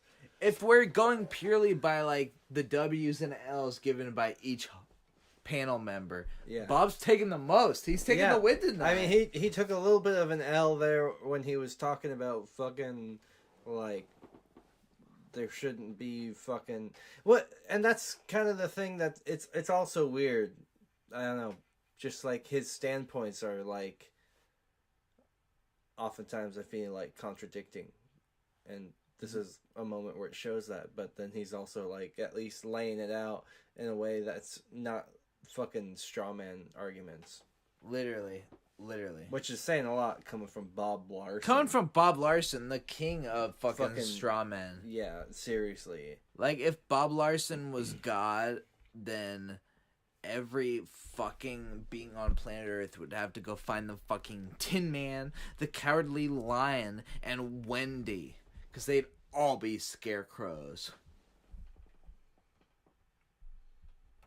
And what it says is, let's start dealing with the root They'd all have to be Brian Wilson because they'd all be this scarecrow. problems that are causing this violence. Let's do something about what causes kids to kill. The root problem is cutting that. Desperation. I mean, cutting It's a the hand desperate act. off. It was a desperate act, cutting the hand off. But kids can't even take a water pistol to school. They can't have anything that remotely resembles a gun or a knife or, you know, it's like no war toy. Fingernail clippers. John, in your movie, are you trying to mock gratuitous violence, or are you just using gratuitous violence? Well, Which is it? I think the violence in my movie is the only thing traditional, really. You're really a traditional There's no values man. gore in this movie. I've done gore other times. I try not to repeat myself. So basically... You've had both Gore and Bush in your movies. I have, yeah. That's very... That was a good joke. I'll give Bill Maher that. Yeah, that's the first W of the night for Bill, but that's because it wasn't anything that involved an opinion. You literally, it had nothing to do with your fucking personal beliefs. It had everything to do with a joke. A joke that was probably like pre-written. That's true. That's true. Also, this is what I wanted. I'm so happy Bob Larson was just like, okay, I'm turning straight to John Waters and coming after him unfoundedly. Yeah. So that they can immediately start going at it. This is what I wanted. Yeah, honestly. for real. Very good. That's good. Yeah, I need Bob to take an L already. I don't think anybody would see this movie, and if there's offended by anything, it's not the violence, certainly. The violence is ridiculous in the movie. Well, at least you and I are both offended by Hollywood. No, I'm not offended by Hollywood. I love Hollywood. I mean, how do you think I got here? Yeah, let 'em make the movies they make. Isn't that the point of the movie? I think the point of the movie is I'm making fun of myself, too. How much edge do you have to have? Do you have to die? Is that the only thing left to be cool? I mean, that's maybe what I'm making fun of even more. I'm glad you brought that up. I mean, there's been violence in every movie since John Wayne and Westerns, cowboys and Indians. I mean, I don't... So from what I gather, they're arguing over the violence of movies. Specifically, it sounds like a movie John Waters made at this point in time. And we all know John Waters was the king of trash cinema and was super underground and did all sorts of shocking things in his movies. But then he got sort of into the mainstream of Hollywood, was able to cast actors like Johnny Depp. And then I guess whatever movie he's talking about here was one he made kind of making fun of. By this point, his movies weren't shocking anymore because that was the 70s. People were eating shit, doing actual violence. They turned into porn half the time. Like, that shit was crazy for the 70s, and in a certain regard is still considered crazy now.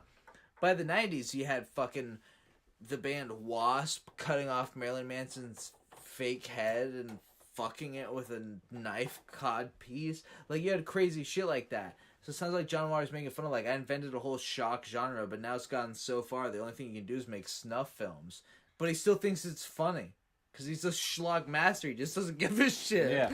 And Bob Larson's like, well, don't you think that's fucked up? Don't you blah, blah, and John Waters like, listen, I think it's ridiculous, but where else was it going to go? He's like, I invented this shit. I love it. He's like, I love it. It's retarded. Like, that's the kind of guy you need on your side.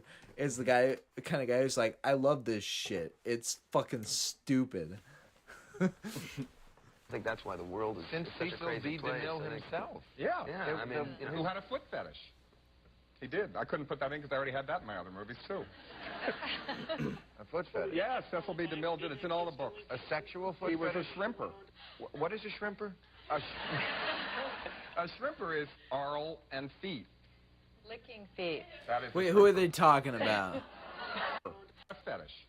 Violence in every movie since John Wayne and Westerns, cowboys and Indians. I mean, I don't think that's why the world is Since such a Cecil crazy B. place. DeMille I think. himself. Yeah. Yeah, I mean, you know, who had a foot fetish.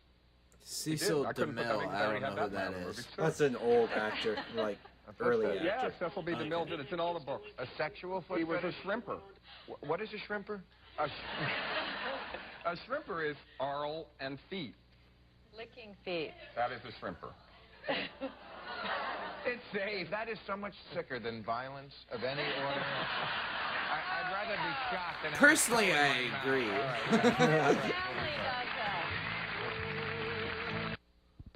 Of your hobbies, you collect memorabilia from famous crime. I don't. Everyone thinks that. Fans send it to me. Somebody did send me a John That Wayne Gacy. rocks! Dude, if you got sent, like, here's Jeffrey Dahmer's fucking t-shirt, here's fucking John Wayne Gacy's floorboard, you'd be like, wow, this rules. I would never spend money on this because that's true. evil, but the fact that somebody's just giving like, it to me... Whoa. Okay, yeah, I guess I'll hold on to that. Yeah, I'd be like, shit, man, I'm putting this up in a frame. I'd never do that otherwise, but the fact that I got it for free means I'm fucking showing it off. Well, what are you going to throw it out? Somebody, I have it in the guest room so the guests don't stay long, the only good one I do have. Patty gave me the glasses she had on when she was arrested. She had on the cover of Time and Newsweek. Wow. Yeah. I did put them in the guest bathroom. Yeah, I saw those in the bathroom. And I have lost every pair of sunglasses in my whole life. I mean, we all lose our sunglasses. These damn things. Tell OJ about it. These things turned up. OJ's topical, huh? I just kind of realized John would like I don't really think it But I was, don't but collect it, but people send it to me. But people do. It is wasn't. on It was eBay. 2000. Yeah. There are many auctions. Goddamn. They sell things like Gacy's. You can buy John Wayne Gacy's I just paintbrush. talked about John Wayne Gacy, and then he talked about it. What is going on here, dude? This show has the power to predict the future. In prison, $30. Crime scene from the Manson murders for $62.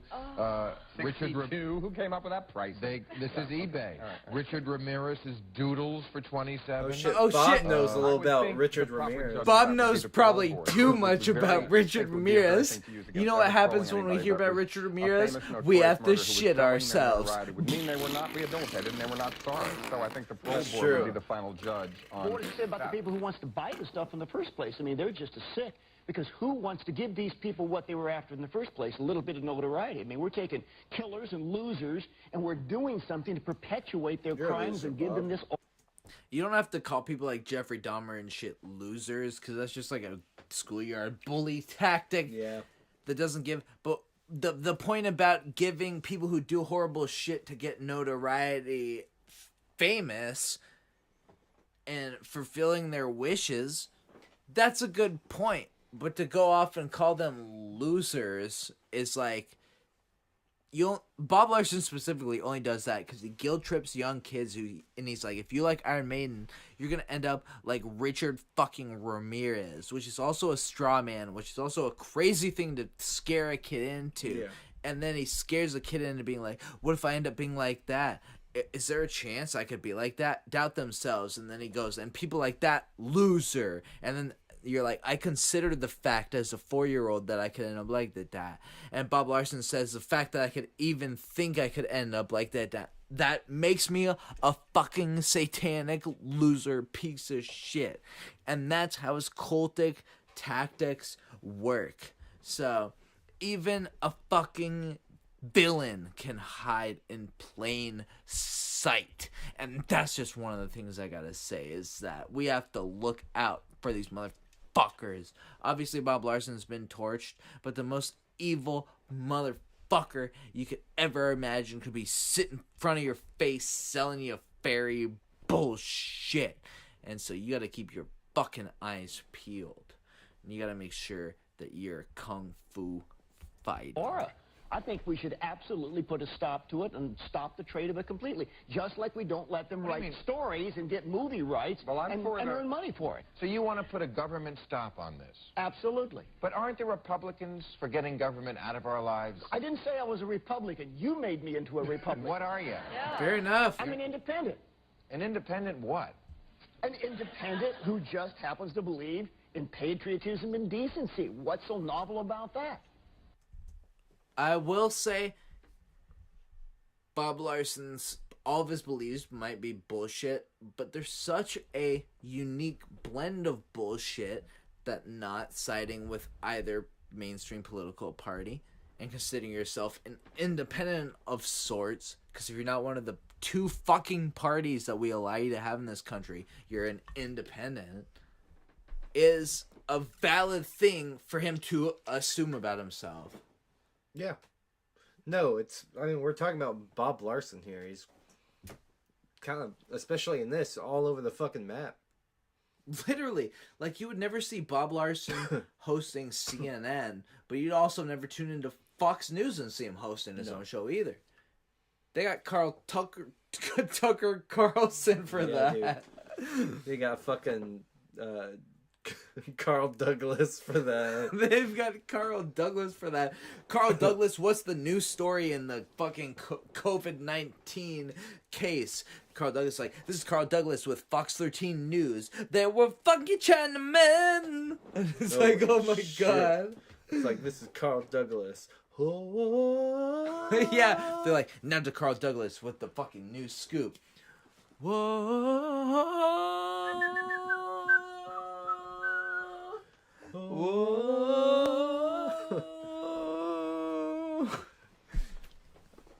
All right, play this shit. I think I'm patriotic too. I think it's a great country that I'm allowed to make these movies in, to have complete freedom to go beyond the pale. John Wayne Gacy painting? Well, you want that? You're going to hang it in your house? It's in a guest room, so the guests don't stay long. It serves a purpose. Yeah, it's not by the Warhols. I have the same thing. I have Jim Jones, the record of everybody killing himself. I put it on at the end of a party. Everyone leaves. But you're not an anthropologist. It's like blinking the light.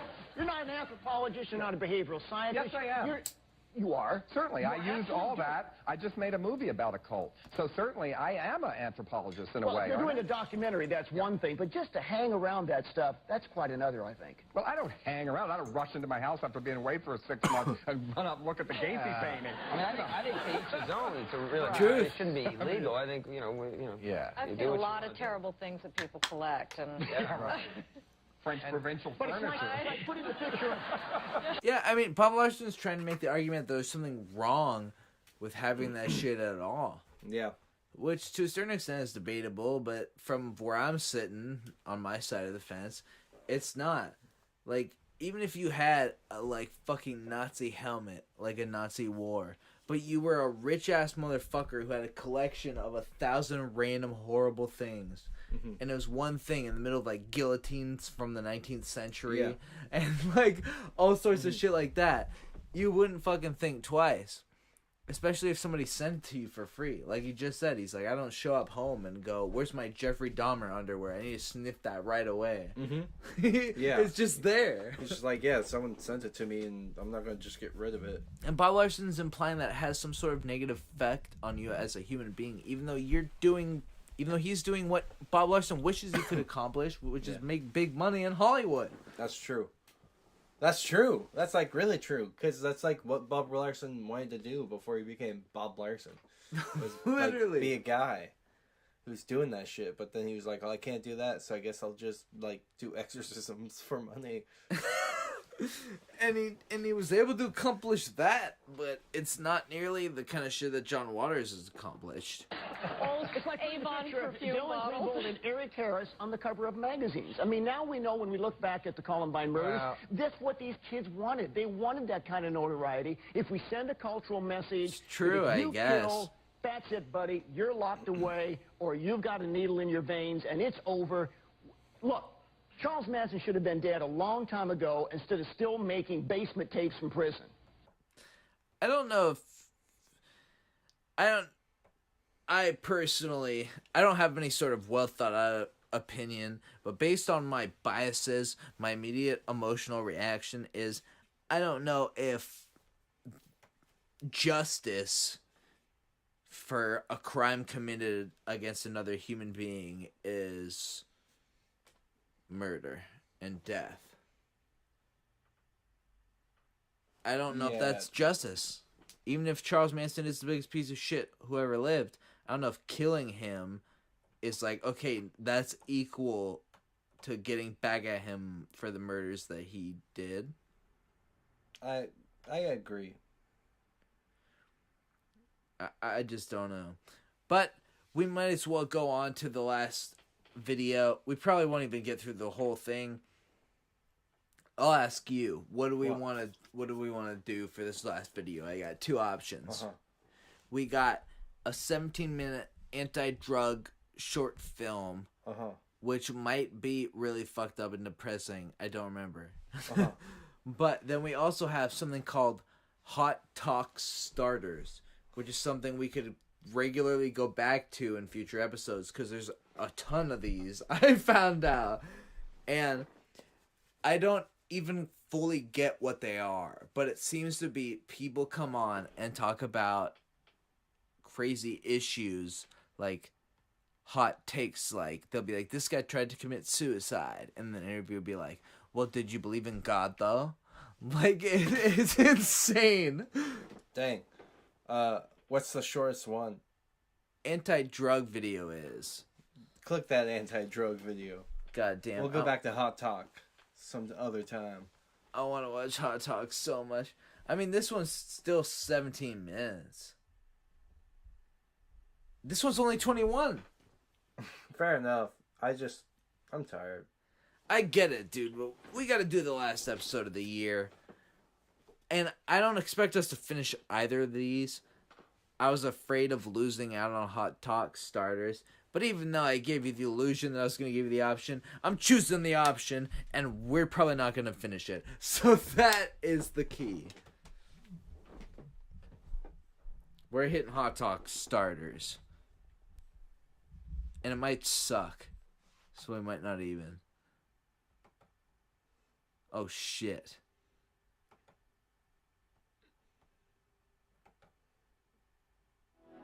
Oh my god. CP again! Cookie Puss?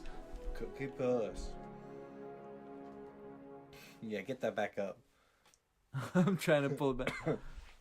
Federal law prohibits us for distributing this. Yes. For better or worse. Till death do us part. With all of mine. Warning! This video program deals with sensitive real-life issues and does not offer conclusions. Preview this before use and prepare your discussion. Use these presentations only when accompanied by a careful debriefing time. Oh shit! And then they start dancing! Yeah. This is fucked up! Don't watch it! Series 1. Segment 1. That's crazy. Rip. Shit! Damn! Rip!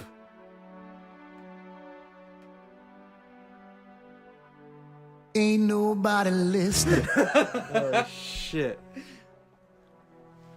Nobody cares. Oh my god! The most offensive episode. Oh my god. Holy shit. And I thought that he had just fallen off his bed when I got right up on him. And then even when I looked into his face, it took probably... Your critics rule the day. But until Your I saw critics the pistol, rule lying the between his day. legs, it never dawned on me that he had actually shot himself. Well, I Just incredible hurt. I mean, I walked the next day. It was a snowstorm. It was cold. And I just walked. I think I had a T-shirt on. And I walked and walked and walked. And that's what I did for the first 4 or 5 days, was just walk and think and rethink every situation that we'd ever been in that I could think of. Everybody is. What had I done to drive him Dude, to this something guy like sounds this, like he's talking to about where he something would not so even fucked speak up to and his brother depressing. or his mother. We're talking about suicide, there's gravestones, and all we can think about is... Everybody is. Left.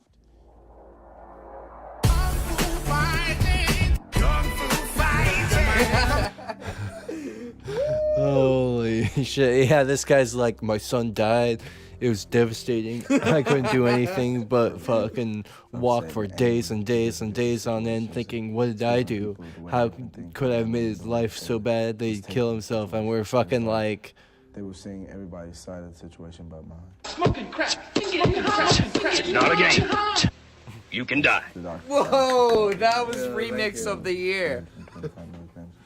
I love this shit. Just playing a shit-ass video like this, paying attention randomly, and then deciding what they're saying instead of actually knowing. Or whenever. You know, and I was just like, okay, fine. This is what I'm going to do. He wants to do crack? He's like... I need a hit of crack. This isn't anti-drugs. I think he was actually talking about killing himself. Oh shit. Like committing Oh my suicide. god, doesn't that guy know that suicide is... It's not a game. You can die. Have the wisdom. I don't know. I'm too busy personally. Smoking crack and getting high. Swear it on my mother's grave. I just felt like I was. Swear it on my mother's grave, cause it's a crack attack. It was like crack attack. In a cage, but. And I wouldn't want you to see a nice kid like you fall into a wrong crowd. Because nowadays, honestly, everybody is. They make this kind of decision to give up. I on their said life, everybody over a is. situation, over an incident. Picture. They don't look long range. You can hear CeeLo in the background there going, look long range. "You might become." The problems are gonna be there, whether you're dead or gone. When you leave, it may not be for you. It may be for someone else. You know, I talked to a 15-year-old girl. How do in you Golden know? High School who Honestly, obviously you shouldn't kill had taken yourself. razor blades and Oh my she cut God. down each one of her Honestly, you arms, shouldn't. and, she Obviously, finally, you shouldn't kill just yourself. made a But real if you vicious do, cut across both of her arms, he's her like, veins if in you her kill arms, right yourself, at the elbow at problems joint. don't go away. And, It's like, sure, it creates she more told me that problems she had within been people hinting to you her mother love. and, But if you're trying to leave, you have to be little more hints to her specific, because if mother, you're talking about your and I subjective tell problems that children you only are fucked up parents, because and emotionally something this serious, you're it's like you putting a have hand some grenade in sort their of lap. negative You reaction can't to just them. put That's a something there subjective experience, and not and make them know suicide really how you're feeling. will solve I those got to a problems. point where, It'll just create I know problems that for you can other always people. See Christ and see God, but there's also So- sometimes there needs to be somebody else. Suicide is that you can painless, talk to man. Beside, somebody in a sense physical. Ironically, Take a break. trees out there. The back of our porch. And when I look at the mountain range, It's the book even of when I'm your not, life. contend to project myself as being here with him, and close to him by taking ready? the same position. Are you and ready for looking this? out at the mountains and thinking My problem of, is that everybody is kung fu fighting. He could be there to share And it that, also and turns out that knowing everybody is. There were many times he stood on the porch in the same position that I stand right now, looking at the same view.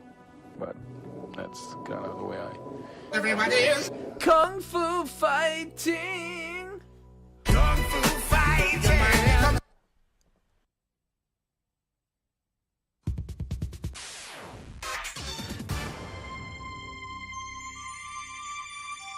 Everybody is.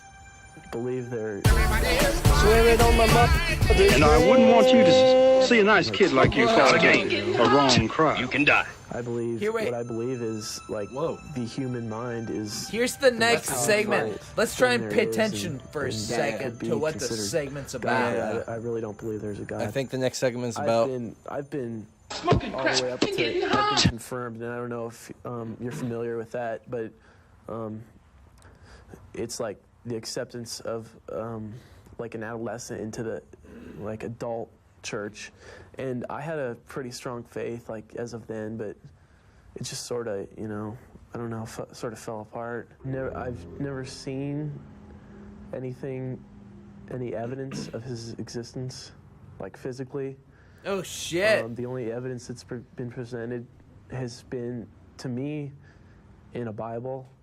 Personally, my like turn off of like not believing in God is like my turn off of religion, which like for example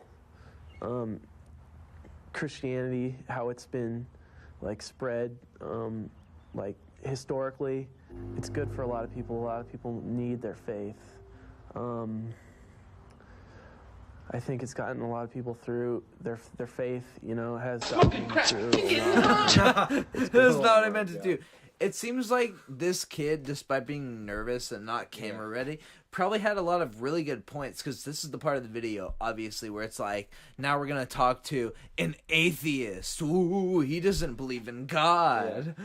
And so it seems like they tried to cut it out as hard as possible to either make him seem shitty or spin it in some sort of positive way around their message. But they can't, because all these are so fractured that the only logical conclusion is that it was from a much larger point that made a lot more sense and was totally reasonable, and they cut around to try and make it not seem as obvious, despite the fact that he's nervous and is not ready to be a fucking TV personality. For them, but you know, as far as I'm concerned, I don't need it. I think I swear it on my mother's grave. Flourish without it. If they pray and ask for something, I don't think that you know, I think that's hope, like hoping for something, just as I'd hope for something. But I don't know. I think that can put responsibility in something else too. Like it causes people not to take responsibility for things. But I mean, some people. He's got a good point. Swear it on my mother's grave. Swear it on my mother's grave. He's an autist. It's taken him forever to talk. But at the end of the day, he has a good point. Some people pray all the time, and they're like, oh, Jesus, please accept my heart, because the Bible says that if I accept Jesus in my heart and ask for forgiveness, I basically do whatever I want, and I still get to go to heaven. So in this life, it doesn't matter how many people I fuck over or hurt or do horrible things to. He seems to be mentioning that. And look at him. He's like a baseball kid. He's not like an atheist neckbeard on internet forums. It's just a kid who's like, I just don't know. It just doesn't make sense to me. Mm-hmm. Like, he's a free thinker. Yeah, he really is not, you know, being crazy about it. He's just like, I just haven't seen anything that makes me really, truly believe it, so I just don't feel like I can. Literally, like, look at how fucked up this guy is, dude. Literally, he's literally like, he's like, well, I started thinking about it, and like, I started thinking that like this obviously logical plot hole in this story that's supposed to be real in real life, even though the things that decide what's real in real life through scientific method, i.e. science, are about doing it over and over again and having tangible physical evidence and being able to recreate that experiment, which which religions, specifically Abrahamic religions like Christianity, offer us none of. It's a little hard for me to believe in that as somebody who's like a person who has a fucking brain. And then he's playing baseball and his parents are like, don't forget to praise God, and he's like, it doesn't really make a lot of sense. Like, so I think it's all within, and and he's whatever like, oh, they manufacture, it's from within, but they're actually placing it, you know, somewhere else. But you do go to church. Oh, shit. Looks like it's more of an obligation. I don't know. My family likes to go as a family. They just like that presence. They think maybe, if anything, maybe I'll get something out of it. It seems to me at my church that they go there more for a show than anything. Everybody is. Even, and a lot of times, I mean, you'll see people there at Easter, Christmas. I couldn't cut it because they sing over each other. Nicest outfit on, you know, the daughters and mothers are matching, and it just seems sort of, you know, very shallow. A lot of teenagers have been, becomes just like programmed to go to church. A lot of them don't even like Everybody it. is kung fu fighting. They've gotten used to it or something, or some just do like it. Kung fu fighting. Kung fu fighting. Teenagers just go to church because that's all they know. I'll listen to the gospel. Because I think I respect the Bible. It's a great book. I mean, I don't know, but I don't believe in the organization of the church. I heard this God didn't create anything. That's sort of how I see it. Swear it on my mother's grave. Where's he going? It's not a game. You can die. He's dying. He's Jesus. Wow. Peace out, Jesus. Damn, dude. It looks like prick. Jesus.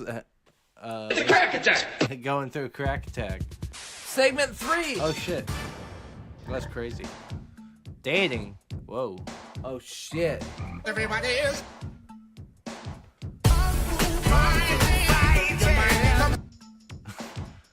Wait a minute. She says. Hot Talk is something we have to watch more of. That's about it. Yeah. Hot Talk is something we have to watch more of. Because think of this. They were talking about suicide and deep dark things about suicide that the young people and older generation are thinking about. Then they went on to fucking atheism. Here's the young generation, people not believing in God. And they go on the next thing. Here's the teen dating tips. It's like, holy shit. Who are you marketing towards? Well, we asked Invetta a few questions, and then we Everybody asked Brian what he thought she said. Then we showed him Invetta's responses. Like, look at this. It went from Saved by the Bell to... No, it went from Faces of Death. It went from Faces of Death to Saved by the Bell. And I was like, What do you think it was that caught her? You're dominant in the world! That I look good. I would hope so. Jesus. Oh my God. Let's take the break. When I ask him what he could knows be a most about you, what do you think he's going to tell me? Probably when we're out or something. I like to, I'll see something that just... Everybody is. Kung Fu fighting! To know about everybody's business. Is that true? Yeah. She was just talking about people when y'all were setting up about the two guys across the street. Does that annoy you? After a while, she just keeps going on. Like she said earlier in the conversation, she can hold the conversation and just talk about anything while the sky is blue. What do you think about going out with or dating someone who's not a Christian? What do you think about that? Well, it's kind of okay, but it's okay, but It's as long kind as of they're okay. not, Okay.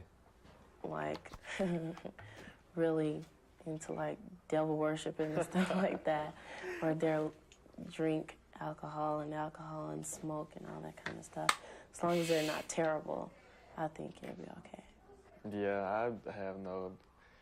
When I go out with a girl, her religion has, nothing to do with anything I see in her. Unless she imposes it Her on me. pussy ain't got Otherwise, nothing to it do doesn't with make any Jesus. difference. Damn. God damn. Shit, we're right now to battle, boys. Oh my God, dude. I'm in love, I think but what I there's meant to nothing, say you know, was. that's just more like a give me a puppy second. love. I To gotta me, find it. it is. Holy shit. I think I meant to say. Called the questions, and then we showed Amanda his responses. Here's what happened. We're working our way back up, boys. Strange days. Strange days.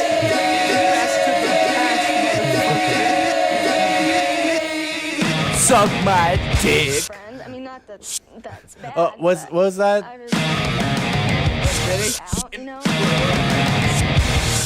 I've not got getting one. attention here. Strange. I talked to In him. order to suck a cock, you gotta take a few days. Strange. No. Is that true? Very true. Do you believe in... What about Amanda? Yeah, I think so. I think his point of view is like, if you're with somebody.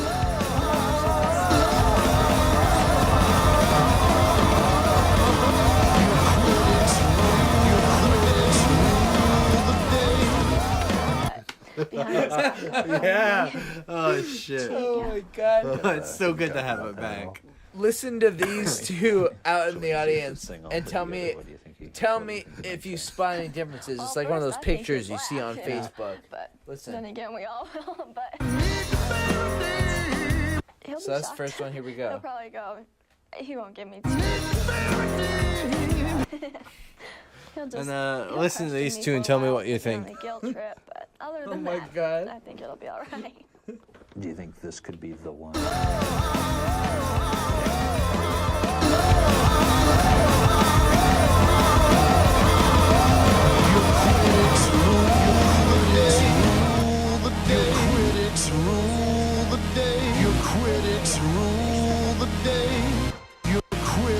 rule the day.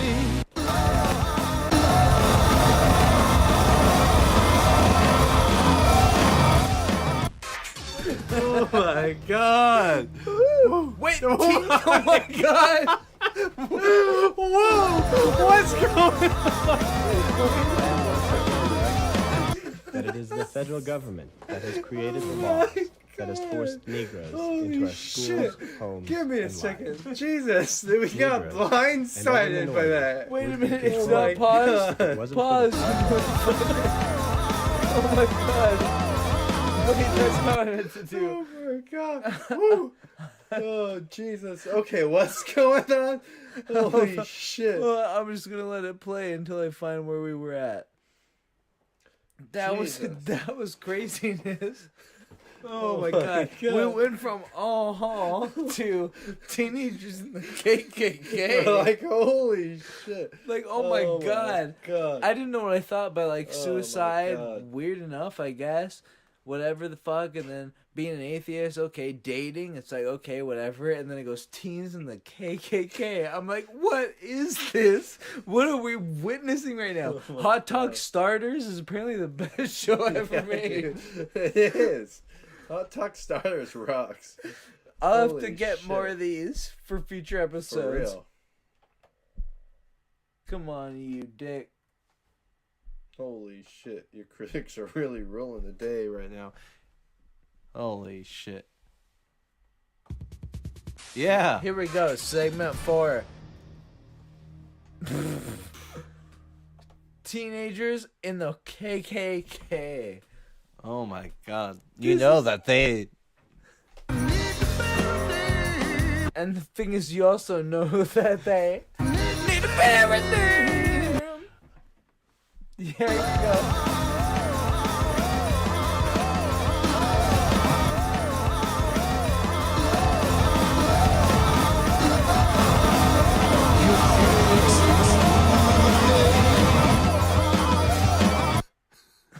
Oh my god.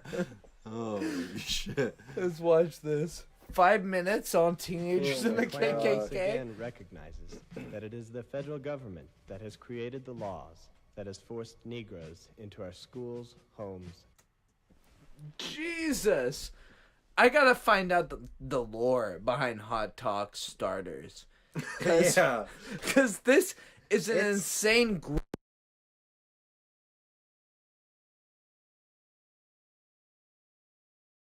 I basically have to find out where their allegiance stands, like where their bias stands, Yeah.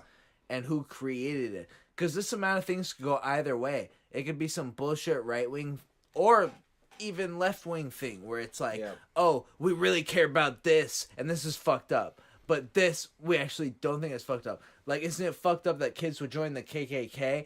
Also, isn't it fucked up that kids wouldn't believe in Jesus? Like, at this period in time, that could have been a liberal or a conservative value. That's a good point. And it's equally as stupid, no matter which side you land on. So I'm really curious to find out what Hot Talk Starters is all about. A Hot Talk Starter sounds like a fucking appetizer at Applebee's. It sounds like a phone fucking fuck line. Hot Talk Starter. Yeah. I don't know. I'm just thinking about going to Applebee's and getting a Hot Talk Starter. You know? It's like, what kind of Hot Talk Starters do you have? For you I'd know? love to go down to the fucking Wendy's right now and get myself some fucking Hot Talk Starters. I love that Holy shit. And then I get home and I fucking call the sex chat line Hot Talk Starters. And eat my Hot Talk Starters. Welcome to Hot Talk Starters. $3.99 a minute, $4.99 a day to get the best fantasies your phone can offer. 'Cause in here,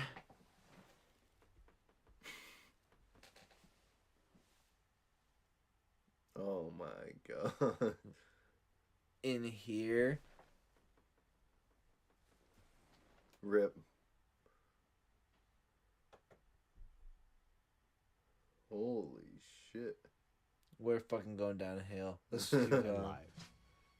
Negroes, and other minorities would be controllable if it wasn't for the powerful fist of the federal government, ready to lower its deadly might upon anyone who does not willingly support integration. Issue 91, The White Patriot, published by the Knights of the Ku Klux Klan. Holy shit. What my thing is, if you really intellectually get down to it, what basis is this to try and use all this fantasy language? Like, what basis do you have to imply that the government is taking away rights from you by including other minorities, that they're less than people? Then that goes to race realism science, which created things that people used in everyday language, like the phrase lowbrow. By the way, when people are like a movie's lowbrow, it's because in racist science that was created during the times of the slave days, they would say that white people had a higher brow and Africans in their skulls had the lower brow, and Africans were also just dumber scientifically. So when something was considered dumb, it was considered low brow. It's literally a racist slur. Damn. And that's where like this shit comes from. So you guys, you don't have to be like, I hate myself because I'm white. I'm gonna whip myself over the back with a fucking horse whip and get railed in the ass with a strap on by a lady. You don't have to do that if that's not what you want to do. If you want to do that, that's a different story. Go ahead. But if you don't, but you feel like you have to because you feel so bad about being white, instead of doing that, you could just be a normal person and understand the reality behind the fact that this shit existed. And another form of running away from it is becoming a bench pure type who's like, black people are more inherently violent. Both those things are fucking dumb. You can be a white guy who's like, white people and the history of the human race is honestly fucked up and in a lot of imposing segments, and our understanding of that will lead me to not believe in the treatment of other people like that, and I can only do my small part, and if the nation as a whole catches on to that, then we can all do that. You don't have to make a big deal about it, because you're just going to turn yourself into a joke for the people who already hate you, the people who hate you and you hate, you guys probably just have a bastardized version of the same exact ignorance. So, that's my speech on racism and other things of this incredibly, sorry to be offensive, guys, retarded nature. Guess you just got back today. What's back to town? I've taken a lot of psychology courses, and I really thought she was going to say psychedelics. Even in psychology, she's wearing a KKK uniform, which either means that she never has or she definitely has. Because I am a white person, so I identify with other white people a lot better than I do of people that are in other cultures. Well, no shit, you dumb bitch. Yeah, you grew up in a town with like 4 white people, and those are the only people in I town. joined the Klan because I was looking at what was happening to white people.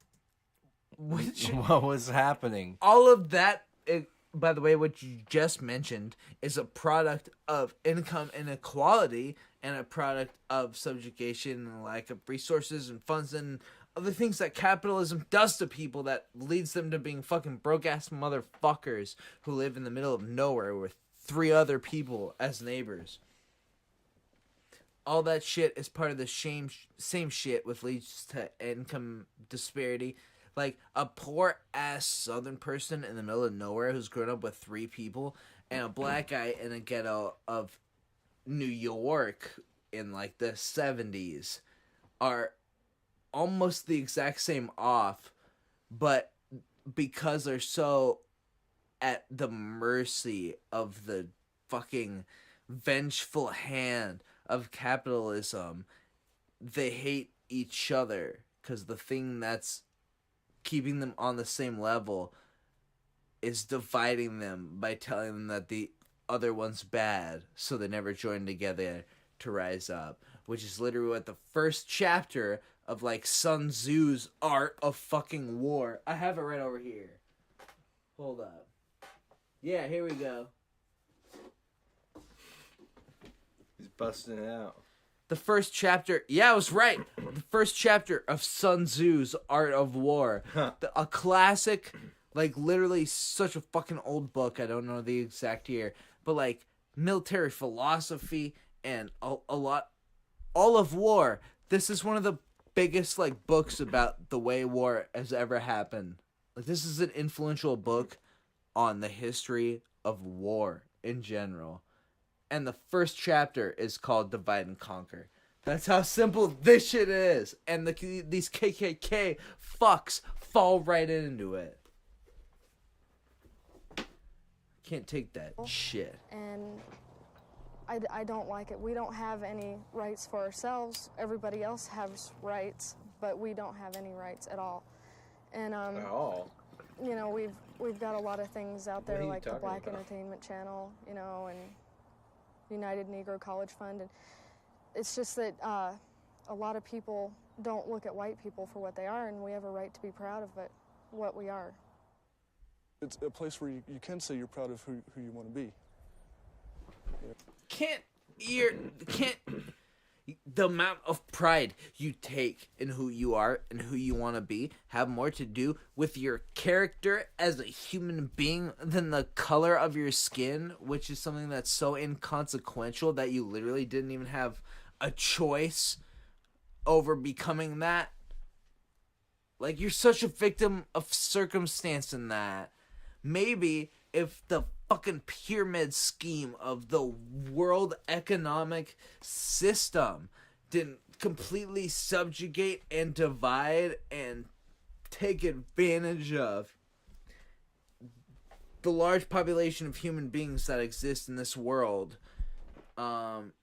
you wouldn't have to find reasons to hate someone else and take your aggression out on them, which the government will freely give you no matter what race you are. Which government that is?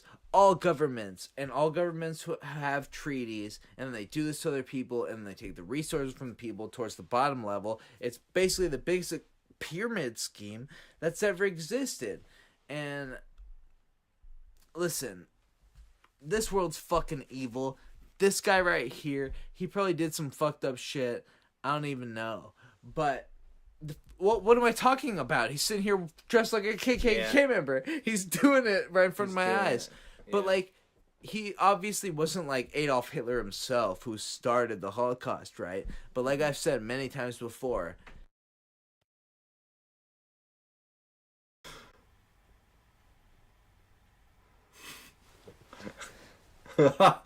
Holy shit, it's loud as fuck, too. Everybody is fighting. Oh my god. wait. Everybody is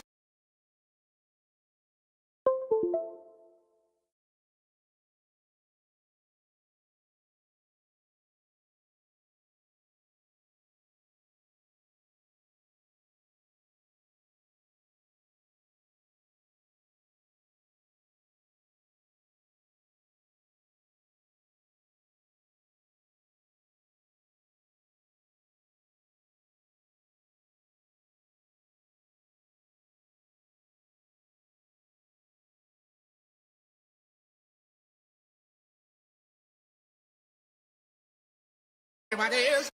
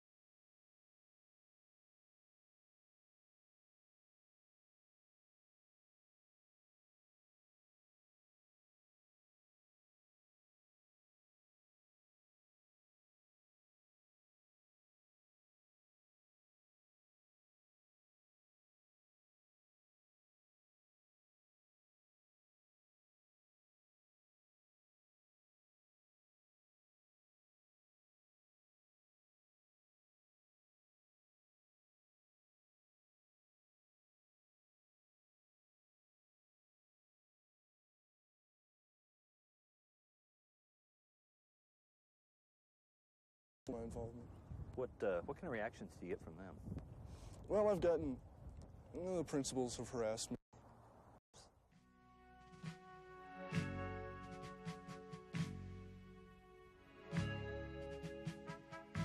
I joined the Klan because I was looking at what was happening to white people, and I don't like it. We don't have any rights for ourselves. Everybody else has rights, but we don't have any rights at all. And you know, we've got a lot of things out there like the Black Entertainment Channel, you know, and United Negro College Fund, and it's just that a lot of people. Everybody, oh my God! We have a right to be proud of it, what we are. It's a place where you can say you're proud of who you want to be. Holy shit. Holy shit. That was fast as lightning. Everybody is kung fu fighting. It's still so loud. I know, hold on. Give me a sec. Take the break. What'll it take to break? Apparently that much. Okay, we're getting back to normal now. Holy shit. Oh my God. We were so fucking loud. That was insane. That was a big hunk of fucking bullshit, wasn't it? We were just silent for fucking 2 minutes. Yeah. God damn. One incident, I wore a t-shirt at school said white pride. Anyways, let me hear about your white pride, you fucking dipshit. 18. We sound so good now. Yeah, we're popping off. What the What fuck? reactions do you get from them? Well, I've gotten the principals have harassed me and such. Well, one incident, I wore a t-shirt at school said white pride and say white power. Nothing derogatory, just said white pride. They took the t-shirt from me and suspended me for 3 days. Yet they can wear t-shirts that say black power, or t-shirts that have big old pot leaves on them and stuff. Yeah. I'm sure the teachers weren't wearing t-shirts that had pictures of black lives and stuff like that. Like, this guy's just a fucking proud boy of the 90s. This shit's never gone away. No. It's just changed shape. Exactly. It's like, give up. You look like a fucking dork. You are a dork. I'm gonna take your lunch money and fucking beat your ass. Yeah, I'm gonna fucking little bitch. fuck you in the ass. Real fair, I'm gonna fuck you in the ass. Shit you out sideways. Yeah. We're a separatist group. Shit you out. We don't believe in intermixing the races. It's not because. Yeah, because your race is the best. Judging by your face, I'd say your race puts out bullshit. And we got the same skin tone, motherfucker. So meet me in a back alleyway and I'll knock that fucking peach fuzz off your top lip. That poor excuse for a mustache. Hire me, and that's the way I look at it. You know, and I believe people should have Christian values. I'm sure you do. Oh shit, Sean, that's you, shit. bro. That is me. This is you. You're the Grand Titan. Tell him to Holy fuck, the Grand Titan. Make sure you know, learn both sides of the issue. I can get in debates with black people, and I know more about black culture than these people will even know. You know, I'm I know sure about you do. Malcolm X, when he started, where he grew up, everything, to other great black leaders. And these people don't know nothing about their own people. And here they're coming out saying, I'm full of hatred. It's like, wait, you better go study your own. If you do know more facts about Malcolm X than the random black person, it's probably because that the education system is also based to the wealth. So, subjugated races of people who end up in lower income schools will get older versions of textbooks that aren't up to date with the new information we fucking learn. So if you know anything more about black culture than somebody who's like in quote unquote black culture, which is what, living poor and shit like that, the idea alone is racist. If you know more than that person, it's just because you were somehow privileged enough to be given the opportunity to look at the quote unquote details of why black people are this way, not to actually help them, but to make you feel smarter. Like, oh, I'm smarter because I know why black people are fucking worse off than me.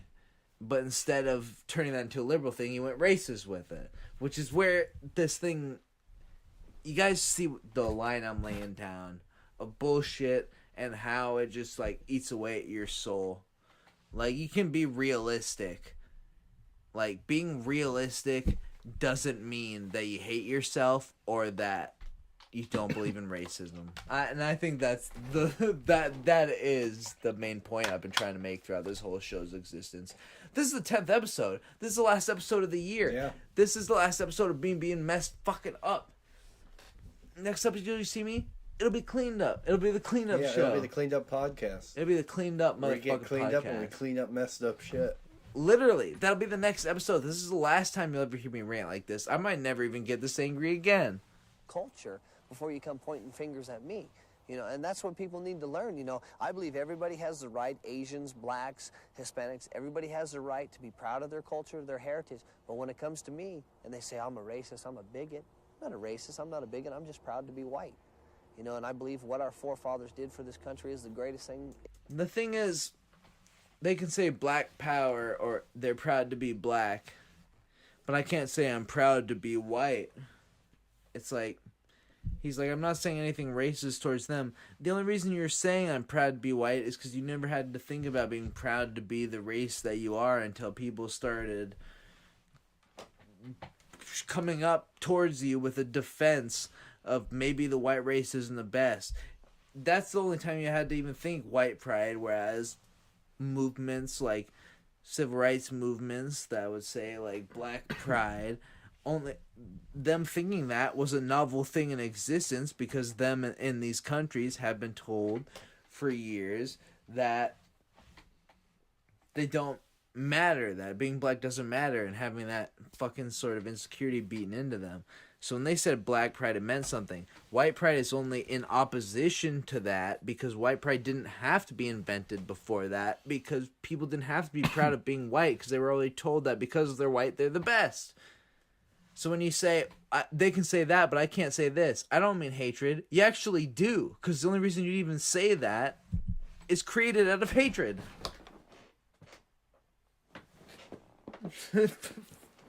These motherfuckers out here are a little bit frightening. I hate these motherfuckers sometimes. They're a little bit frightening. In any country.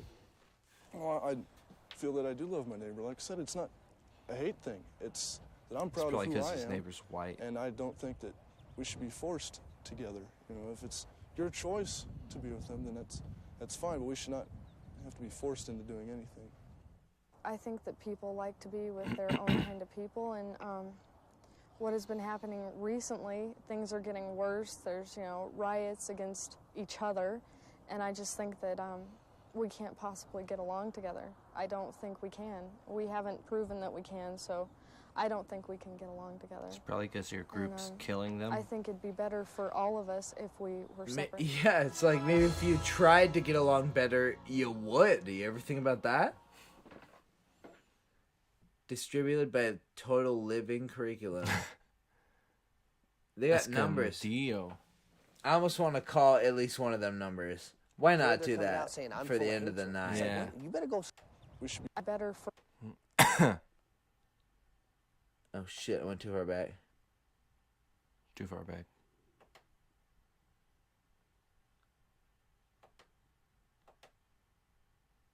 First one.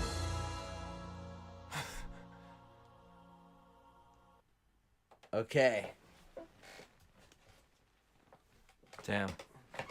Total Living Video Curriculum. I've got 2% on my phone, so we'll do our best.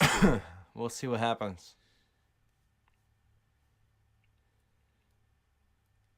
Here we go. So the first number is on the screen. You can see it. It's not doxing because I highly doubt that Total Living Video Curriculum in Chicago, Illinois will be the number we'll reach. But we'll try it anyways.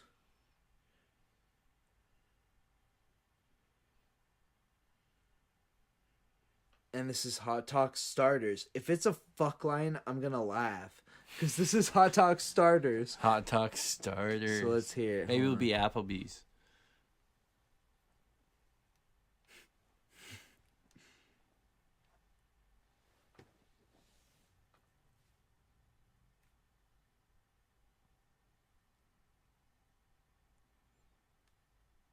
We're not getting anything.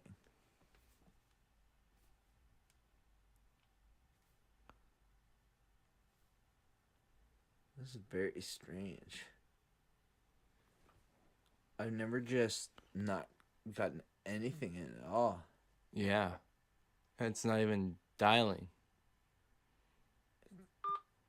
Okay, let's try that one more time. And if that doesn't work, there's one more number. Maybe this number just got nuked. Mm-hmm.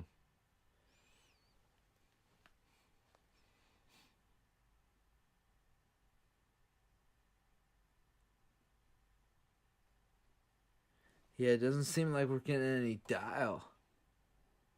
So what is the next number here? I don't know. Yeah, you could try Wi-Fi calling.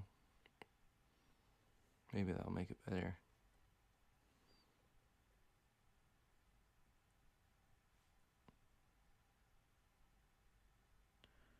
Alright, it's not working. Yeah. Let's try the last number. Escondido, California. Escondido. Cancel me now. You're canceled. Fuck. I want to look up the address. Holy shit. We're just like, welcome to Doxing, the live show.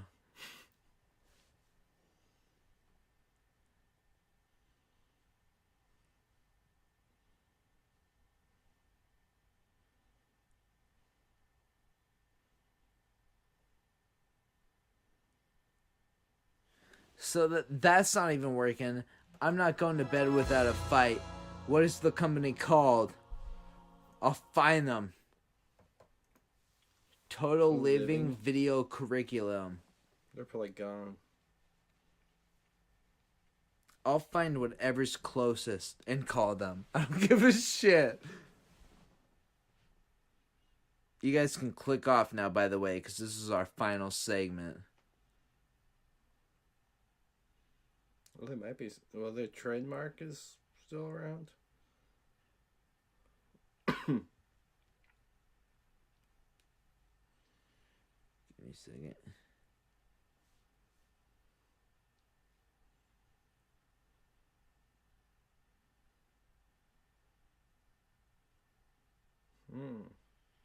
Come on. I see the trademark like you were talking about.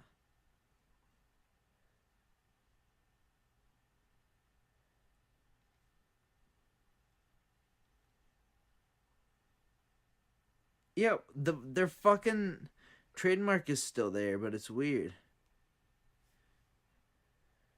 Look at this. Hot Dog Starters, holy shit. I guess we should be talking to you guys what we're doing here. We're looking at Hot Dog Starters. He's looking at Hot Dog Starters. Here, you know what? I'm going to find a number for Bob Larson. Try and call it. And I'll ask him about Hot Dog Starters. Yeah, dude. He's probably like, oh, yeah, Hot Dog Starters. Bob Larson. I've already got a whole script in my head. I'll talk to whoever.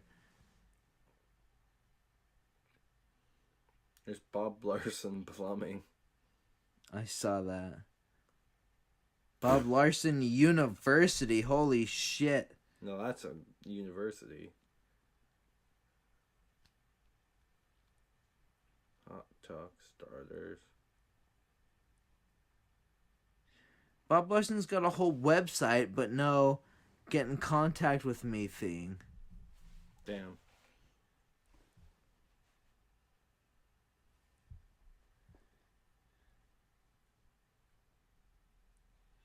Wait, connect.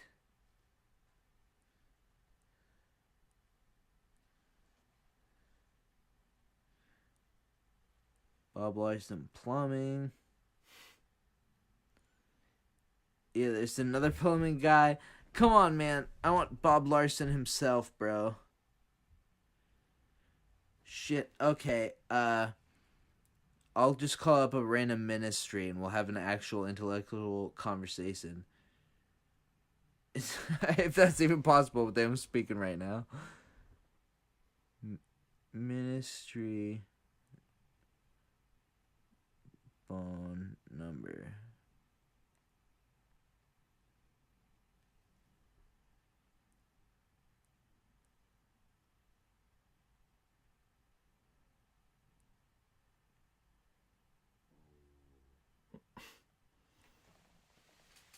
Here we go.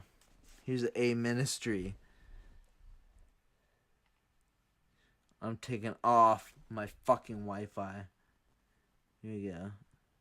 Here we go. I see prayer. We're going. We're going right now.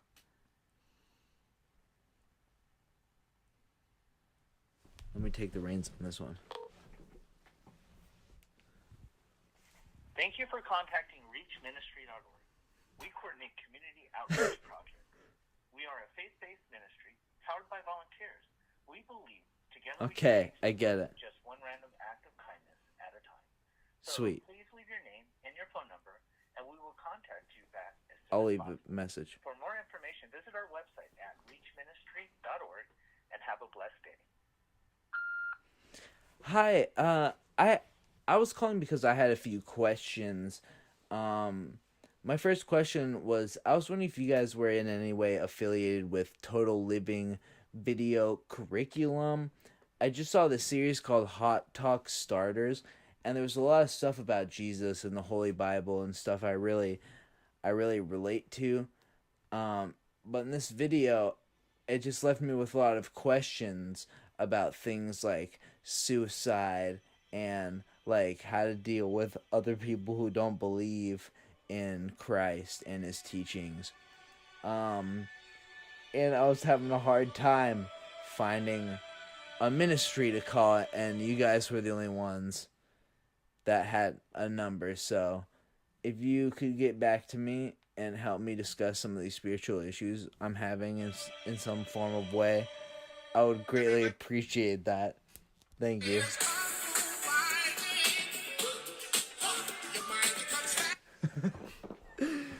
God damn, bro. I started laughing my fucking ass off as soon as I was trying to make it sound so fucking realistic. Come on, give me one more ministry. Here, I'm gonna look up 24/7 Christian. Brother, I don't want to go to bed. What are you talking about doing prank calls till fucking all hours of the night? I was just gonna do one more. Holy shit. It was one more last time. Here, will you at least indulge me? Bro, sometimes Indulge you? I've been indulging you all night. Sometimes I gotta get up at 6 in the morning and we'll do podcasts till 4 a.m. So indulge me on this last fucking phone call and you gotta get with me on this one because this is from peterpopoff.org. Oh my god. So if it's Peter Popoff himself, maybe. And the ad is, do you need healing? God wants to touch you now. Is he going to give me some of his water? He's probably going to touch. Here we go. Hello, this is Peter Popoff. Please don't hang up. Oh my god. I need just a little bit of information in order to rush you the miracle I'll make up spring some water information. that I offered on TV. The water. In order to minister to you, I need just a little bit of information. Okay. I'll guide you step by step through the easy instructions of the He's going to want your phone number and your address and your credit card. and I'll see to it that you receive your miracle spring water without any further delay. Oh shit. Now here are the instructions. Okay. After each request, you'll hear a beep. The beep is your signal to immediately answer each request. Okay. Begin by telling me your first name and please spell it. I got For this. example, Peter, P-E-T-E-R. Now don't forget to wait for the beep. Ben. B-E-N. Now please tell me your last name and please spell it. Jackson. J-A-C-K-S-O-N.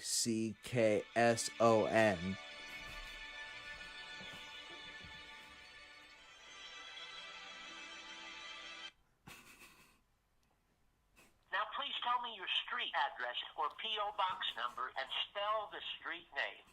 Don't forget to include your apartment number if you have one. Street number 19, apartment number 45, zip code 2320.